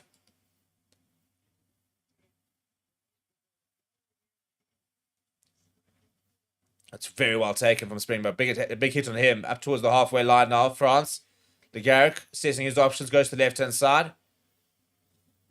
The big men getting involved. The Garrick Dial's going to... No, just hope to go to the boot, but Sir John will go to the boot now. And Vier's going to give chase. He's run into one of the players, so he's not going to be able to compete, really. Beauden Barrett takes an uncontested kick. We've got looking for options. Brought down by Cameron Watkins Vier eventually.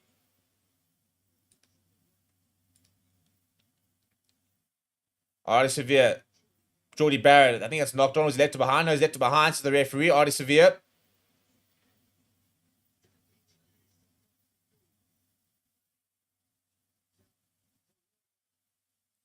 Big hit there coming from some of the big lock forwards. Romain Tufafanua, one of the biggest locks in the world, onto the park at the moment. Ball over the top. It's a great chip that there for Will Jordan. Inside ball. Cody Taylor following up. Gives it away to Geordie Barrett. Good tackle coming from Cameron Waukee. Ball comes loose. But one back by the All Blacks. And there's Duplessis Karifi.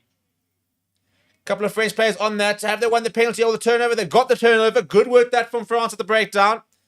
Agasogby. Spring clears the kick. It's not a great kick though. Needs to make it for a good follow-up tackle. Does make the tackle on Will Jordan. Ball available for Roygaard. He goes to the right-hand side. Vai up towards the teaming line. On the far right-hand side of All Blacks. This is a pretty big, expansive passage to play at the moment. Going for quite a few minutes. Fletcher Newell takes it up. Starting to slow things down a little bit now. Karifi. Vai. On the right-hand side. Not winning too much momentum here. We're going through a couple of phases now. But in space. Cody Taylor comes back inside. Gavin Vier is away to the threat. But he does make a yard or two. Roygaard. Duplessis Karifi. Big hat tackle on Bowden Barrett. He gets the offload away to Billy Proctor. New Zealand scrambling really well to retain possession here. Good ball retention. Bowden Barrett spins away from one. Wrapped up by Gail Fiku.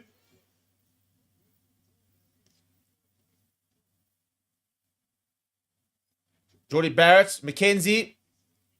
And it's a knock on there from Vier. Knock on the knock down. So a penalty or a knock on advantage rather for the All Blacks. Ball still available. 8th phase now for them. McKenzie goes short. Holland's been industrious so far with ball in hand. Not on the right hand side. We're looking at that blind side. And the ball's gone hit forward from Jordan, but a penalty.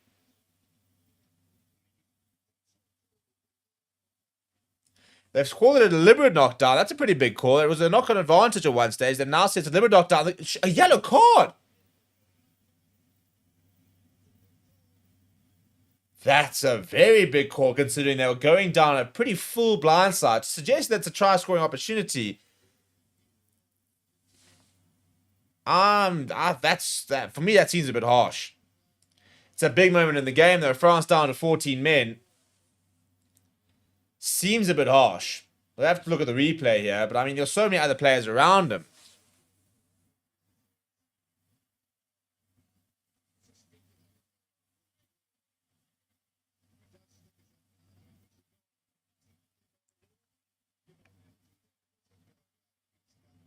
Yeah, I don't think it's a yellow card, to be honest. It's definitely a penalty. He sticks his arm out.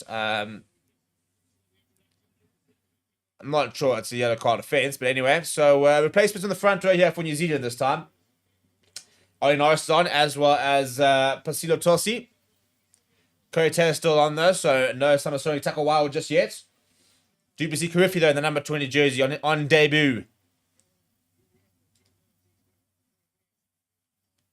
And here he is.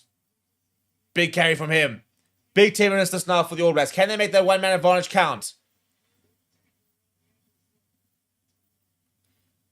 Cody Taylor. Good defenses so far from the men in white. Boucherie is also on for France. The replacement hooker. Bowden Barrett goes short. Duplessis Karifi into a gap. All Blacks finding space now. McKenzie dabs it through, but it's a good block there from Agasogby.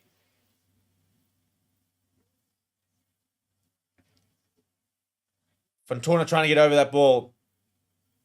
Duplessis Karifi. 7 phases now for the All Blacks. Fletcher, no, eyes off. That is first touch there for Ollie Norris. Roygaard looking for options. Just floating around and then caught on the ball as Roygaard. A little bit indecisive from the scrum off. Xavier pops it up to Barrett. Xavier goes himself. Within 5 meters, pick up a goal. He reaches and scores. The worst possible result for the All Blacks. It's Billy Proctor who's gone over. It's a good try. It's just too much pressure for us to cope with. The one-man advantage, I think, definitely proving key as well. And Billy Proctor gets his 3rd try of his career. France, not what you need. And Gail Field's going to have to just try and slow things down, calm down his side. They were really well and truly in the game.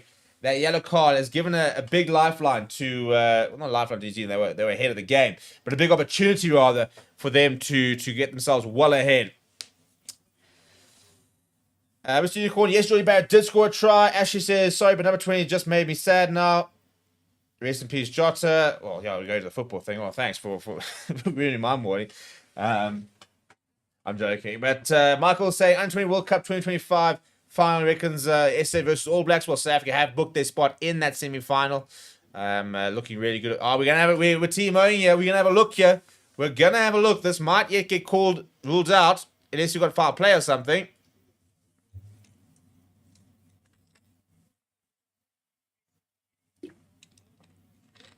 So looking at the grounding, saying they potentially might not have had control. So he's reaching out. The hand comes here from Girard, hits the arm. He seems to slip off. Ooh, yeah, I think that's all right. I think it'll...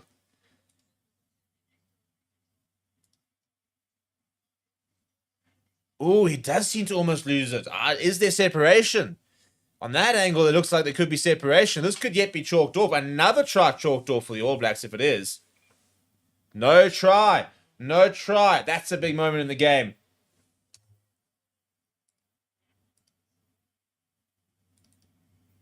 France survive. And last time they had a try chalked off,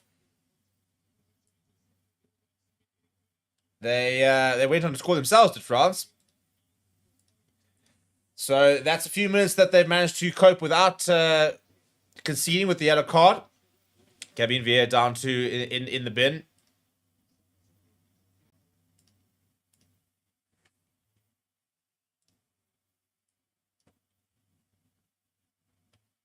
Now running it straight and hard is Artie Sevilla from the 20 to the goal line dropout.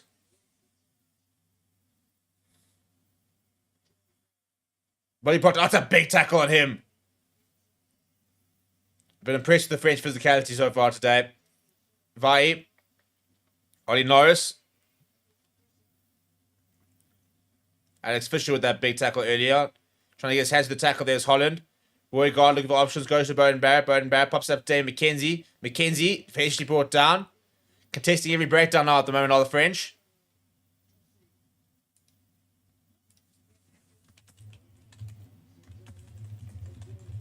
Jordy Barrett, ball over the top though, to the right-hand side.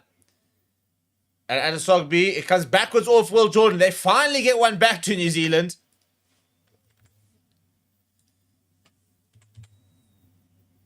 Now kick over the top. Not sure that's the right decision. And it's actually going to run all the way. No, Adesogby is just going to be able to go down and dab it down.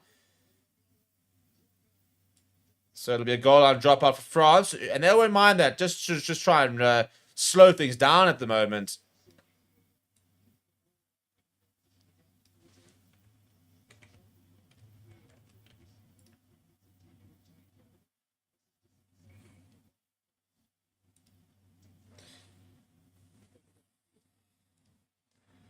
Right, change over here, and here's Cortez Ratima. What? Tell you what a player! Came through last year, looks the real deal. I think these two are going to be your All Black scrum halves for a long time to come. Very talented players, both. And Cameron Way got injured. I watched them live back in 2023, and I sat there looking at, and I thought, here we go. We've got the next. We've got the Aaron Smith replacement, and then Cortez Ratima last year suddenly said, "Excuse me, I'm also still around. So, well, I'm here as well." Artie Savia on the goal line dropout. This time they're going to the right-hand side to France. Same result, really. Now, McKenzie pops it up short. Nice carry. Nice carry there coming from Tulsi. Oop, almost a bit of a fumble there from Ollie Norris. Takes it well in the end. Not the best first pass from Cortez Ratima.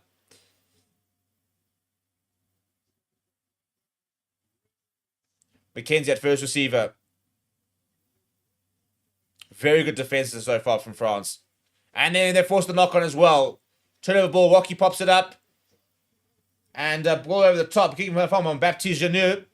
It's into touch though. So it'll be a line out where they think he's asking if there was not the knock on. But as soon as he kicks you, you lose the advantage. Gail Fuku was asking for the question. But no, says the referee. Not his best first touch for Janot. Conceded a line out just past the 10-meter line here for the All Blacks. Less than 20 minutes on the clock, and we've got a 1-point game on it. Rodwell reckons the All Blacks will take it, but it's close. The score is on the scoreboard there. It is 28 points, 27. That is up to date. Bowden Barrett takes a bit of a messy line at that, but Cortez Ratchman now goes to Finau. Takawao was on. Still 5 minutes left on that yellow card for Vieira. McKenzie. Bowden Barrett. Long pass out wide. They need to scramble a little bit. Chip over the top from Will Jordan. And look at the pace of Bowden Barrett! But Agasobi gets there first. France scrambling. I tell you what, they're under so much pressure at the moment from the All Blacks, but they are managing to cope with it at the moment. Oh, it's a big K from Tau for Fanua. Just to get... in fact, I think it's a replacement. It's actually Baptiste. Yeah, Janu now is going to go to the boot. 6-2 split for France. In case you're wondering, Jakob van Tonder is not a scrum off. You look at the size of him, you wouldn't think so. But I thought it was a very, very, very good game from Nagaric. I think he's a proper player. We talk about Anton Dupont all the time. And, Maxime Luchu's a nice player, but it was always a bit of a step down when he came on, I felt. But with Nolan Nagaric, you've got a really exciting option at number 9. Also, you've got a goal-kicking option as well. Not that you really need when you've got Thomas Ramo, usually playing, but yes. Takawao into the contact here. Good momentum this year from the All Blacks. A lot of pressure on France. Bowden Barrett wrap around. Space out wide. Shirley Will Jordan in for the hat-trick. I think he might have actually been short first, but he's definitely got it down. And Will Jordan, well, I'll tell you what, he's going to be off that try scoring record. He will have it as well. He just cannot stop scoring tries.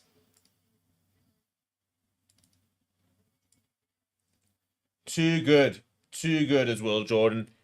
That could very well, early stages say that could be the game, but that's a big moment.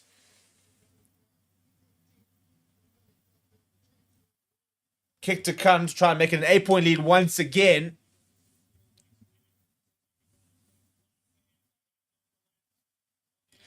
But there was, and that's where Evan Vieira was. So that's taking advantage of the one-man advantage. Will Jordan try number 3. Oh no!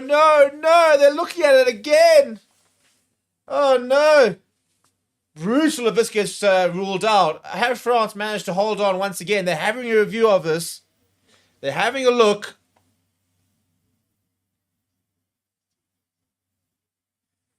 So they're looking at... potential obstruction there. So Ali Savia, it's a dummy runner.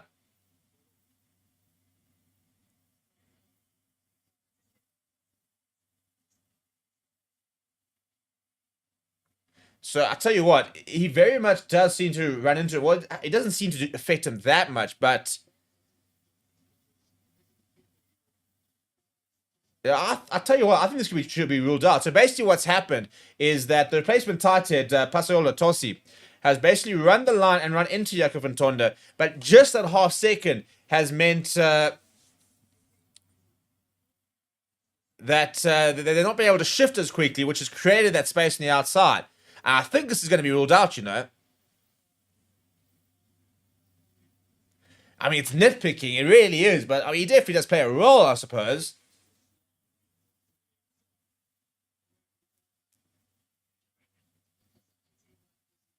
Yep, so it's going to be ruled out. That's a big moment again. Oh, this is going to be controversial if they don't get over the line. Oh dear. Oh, severe. He's asking the questions, but it has been ruled out. Very interested to see what Scott Robertson's got to say about all of this afterwards, but it's another try that's been chalked off. It'll remain a 1-point game. I tell you what, if France win this game, big sign they say should have gone to Specsavers. You don't want to really see it, to be honest. You don't want to see some 14-year-old, or not even like a 12-year-old kid with a big sign mocking the referee. Not exactly instilling rugby values now, are we?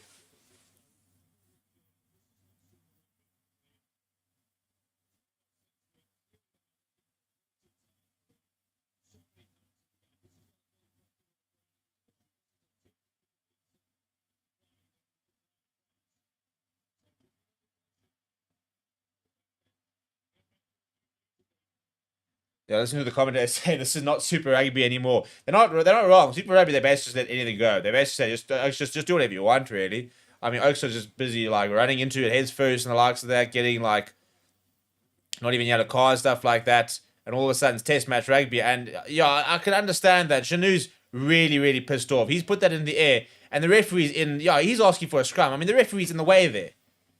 It should be a scrum.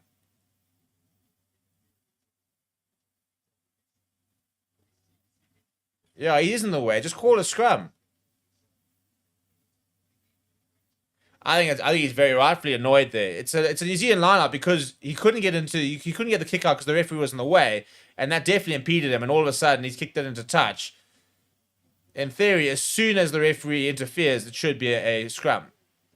So I think very rightly upset there is Anton Janu. But anyway, Anton Hastor is on for St. John's. I thought he had a very good debut. But space out wide once again for the All Blacks. Burton Barrett takes himself. Quick ball from Ratima. Show and go. I mean, you've got Will Jordan out there. Now they've managed to scramble. No, they're going back to the side. Will Jordan is there. Steps back inside. Will Jordan searching for his hat-trick. Still goes Will Jordan.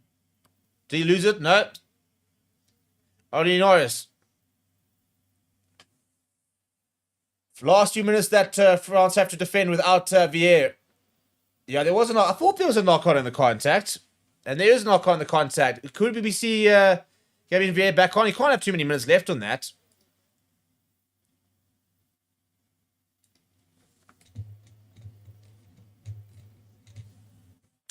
So that's 3 tries disallowed for the All Blacks. Look, 2 of them I think are very clearly not tries. Scott Robinson saying, something. That one there's probably been a bit nitpicky. Look, I mean, for example, the Geordie Barrett one, it was clearly a knock-on in the. I mean, we spotted it and we said no. Even there, for example, we said, is that not a knock-on? But the Billy Proctor one, also, I think there was a bit of a separation. So, but to have 3 tries disallowed, there's going to be a lot of talk about the referee all of a sudden. But I just think it shows you can't hide anymore. You really can't hide.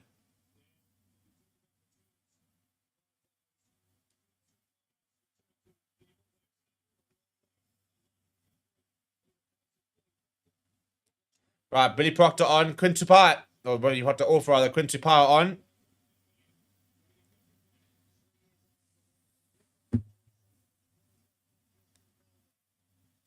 After that really bad injury, really good to see Quinn Tupai back into the field.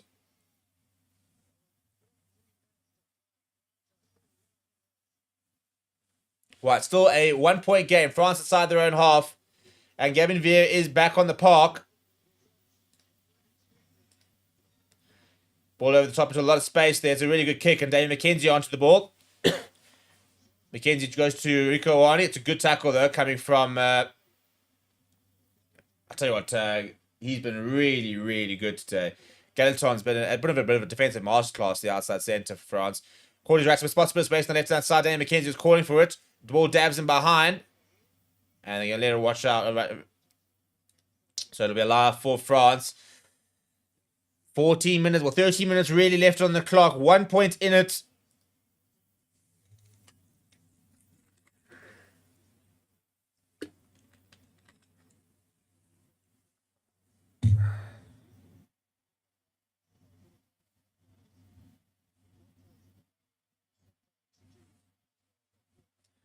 Cameron Waukee in the line up there.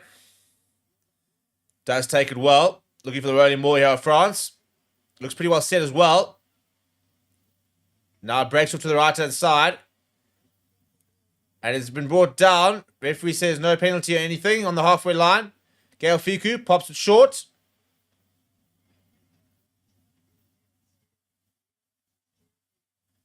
Now Boucherie. Ball's been lost forward in the ruck. So turnover ball here for the All Blacks. Holland comes away with it.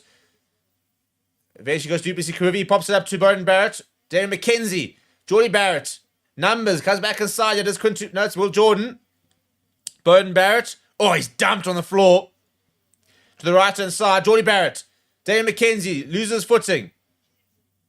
Gavin Vier back on. You can see there in the red scrum cap. Will Jordan at first receiver. Fires it off to Tossie. Couple of players slipping at the moment. Artie Sevilla takes a good ball, and Rico Wani with the space. Rico Wani still going. Rico Wani up towards the 22. Pick up a go from Artie Sevilla. On the 22 now. Ball available. Into the 22 they go. It's a really good carry there. I think it's Quintu on. Couple of good carries from him. Jordy Barrett now. Probing here on the All Blacks. But I think France might have turned this ball over. They have turned the ball over. That's brilliant work from France. Desperately staying in this game.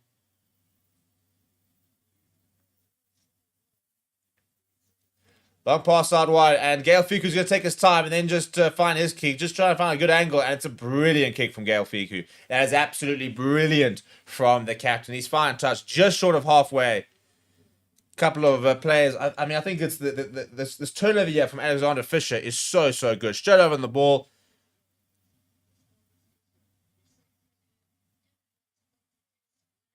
He's just so strong and such a good body position as well. If you're a young player watching that, that's how you steal a ball.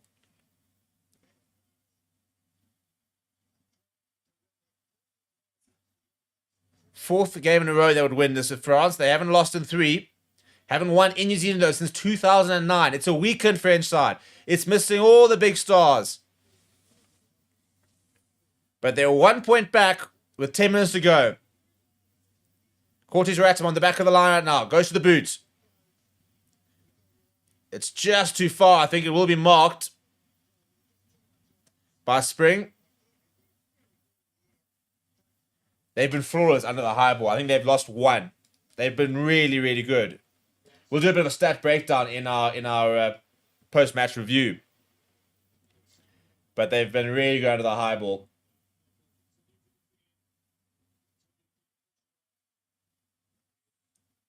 I want to try and see what their kick ratio is compared to the All Blacks.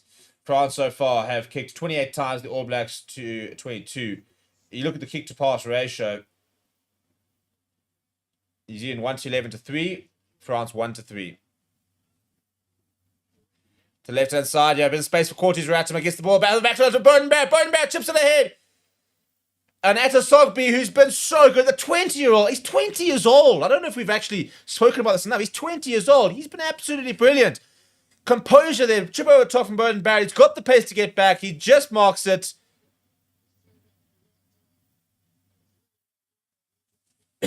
Cortez Ratam down the blind side. It was a good idea from him. But the youngster up to the task. It's not the best kick from him. So the All Blacks just outside 22. You know what? The All Blacks here, they don't need to panic. Right now, they've got the 1 point lead. They're not chasing the game. They don't need to force anything here.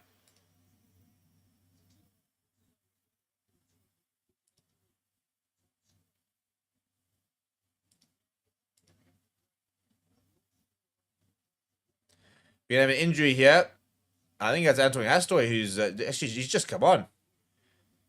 No, so it's Spring actually who's injured. So who's going to come back on here? My guess would be So Johns would probably come back on, and I'd imagine you'd see Gael Ficou maybe go to the wing. He can play on the wing. And Tixeron coming onto the park.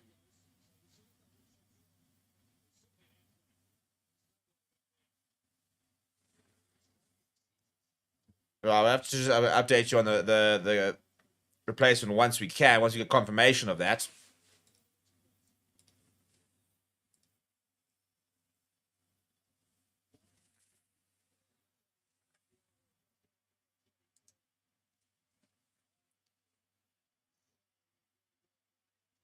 Ball goes backwards to Takawao. Ball available. So Tixeron, by the way, is back on for Spring. And penalty advantage for the All Blacks. Ratamel just kicks him behind. And a decision time now, I think, for the All Blacks. For me, I'll be looking to take the points here. You've got 8 minutes left. You can run down a minute. More to the point, get yourself away from that 1 point advantage. Because at the moment, if France can get themselves into the All Black territory and they win a penalty, they can kick to win it. So surely I'd say Artie Savia is getting involved. He's saying, no guys, we can't be stupid here. Take the 3 points, get ourselves away from that penalty. If they score a try and we lose, fine. But get away from that penalty. Because the last thing they need right now is to try and score a try, for it not to happen, for France to get back into their half, win a penalty, kick to win. So this is the right decision.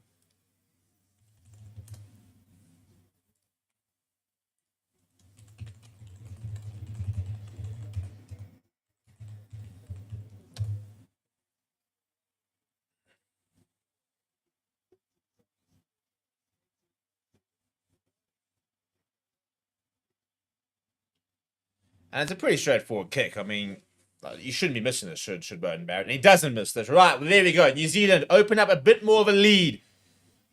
31 points to 27. 4 points in it now. Now France have to score. That's the important part. France have to score now.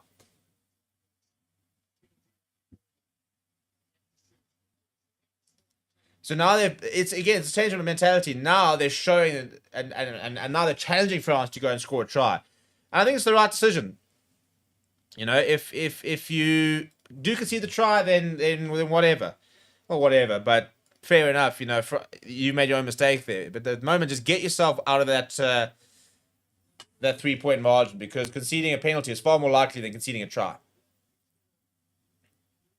But the important thing is that any try would do for the moment for France. They don't even need to convert it. They can go into the corner. Hi, and one gets chased. And once again, it's going to fall back. No, it falls back into Takawao.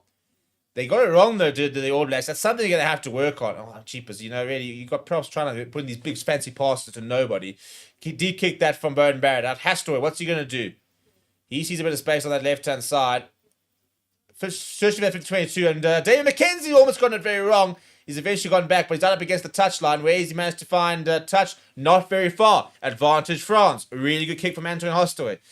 Looking at some of the comments here, Craig saying, come on France, let's give the All Blacks a headache. Cindy saying, let's go All Blacks. Brownski and Prince saying, take the 3 points and act on the reset. Marcus saying, vamos Pumas.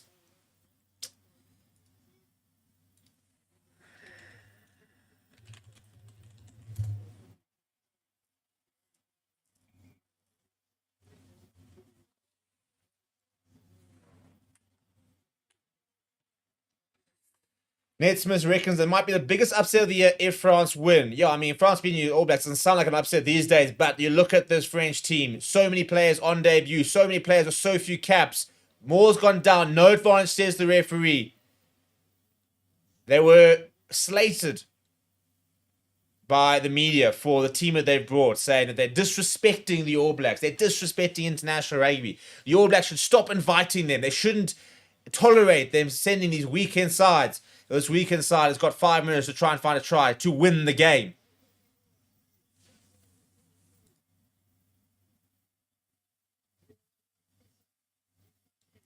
Discipline 90 from the All Blacks. Villiers. Duplessis Karifi just holding him up. 5 phases so far from France. Cameron Walkie show and go. He's been bright since coming on. Janou to the left-hand side. Bourgerie. Agasogby has to come in. He's been so good as the youngster. Tufa Fanua, the big man. Cameron Walkie. Into the 22 they go. Discipline needed now from the All Blacks. Bit of space out wide. And Gail Fuku, who we expected was in the wing, comes inside. 11 phases, and they're making ground here, France. Tufa Fanua moves it forward. The pass wasn't there. It wasn't there. Huge moment in the game that.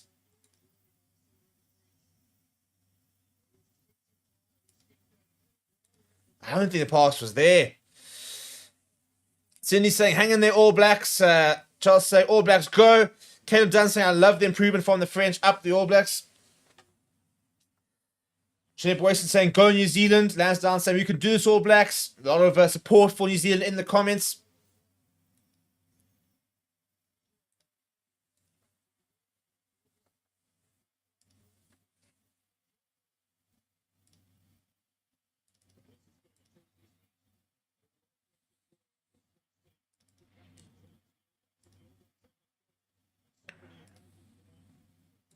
Well, I'll tell you what, regardless of what happens here, France have proven that they are not taking this lightly.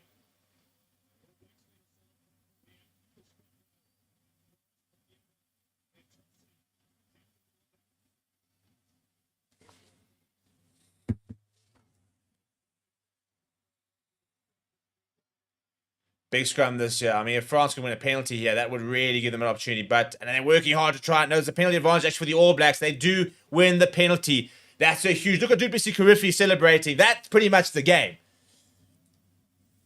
Less than 2 minutes on the clock, winning the penalty. Now they can kick downfield. They'll have the feet to the line out. Couple of phases, run the clock down, and kick it out. There's literally less than 90 seconds.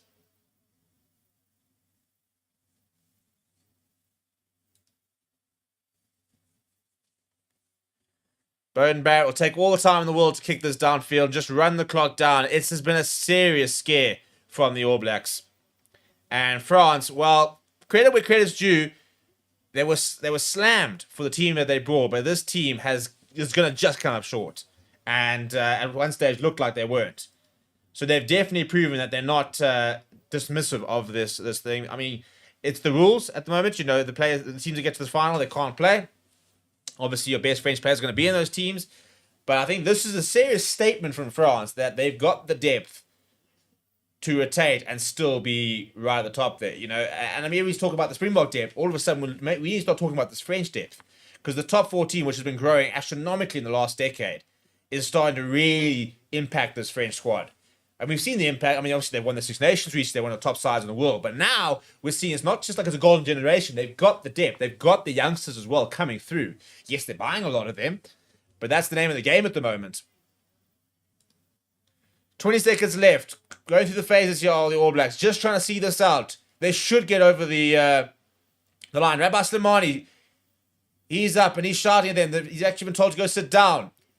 They're desperately looking for one opportunity here, France. But that should be it. Cortez Ratimer's digging for it. Goes back and Jordy Barrett, in fact, Bowden Barrett chops it out. Well, you can see the disappointment from France. It was an epic effort. It's an absolute epic effort. New Zealand celebrate, but that's a scare. That's a scare. And I don't know if we're looking at a poor performance from the All Blacks. I think it's a very good performance from France. I mean, credit to them. It's a retired side. It's a young side. They pitched up today. And we've been really, really good. Brown skin, that literally makes no sense. All Black is not South Africa. We don't lose to France. It's the first time we've beaten them in 4 occasions, just by the way. The last time we played France, we beat them in the World Cup quarterfinals. So, just as I leave out there, that comment makes no sense. Come at me. Well, what a game. What a game. 31 points to 27. Really, really good game to watch. Very impressive from France. The All Blacks, moments, they looked close to their best. But it's a big scare for them. Maybe it's what they need.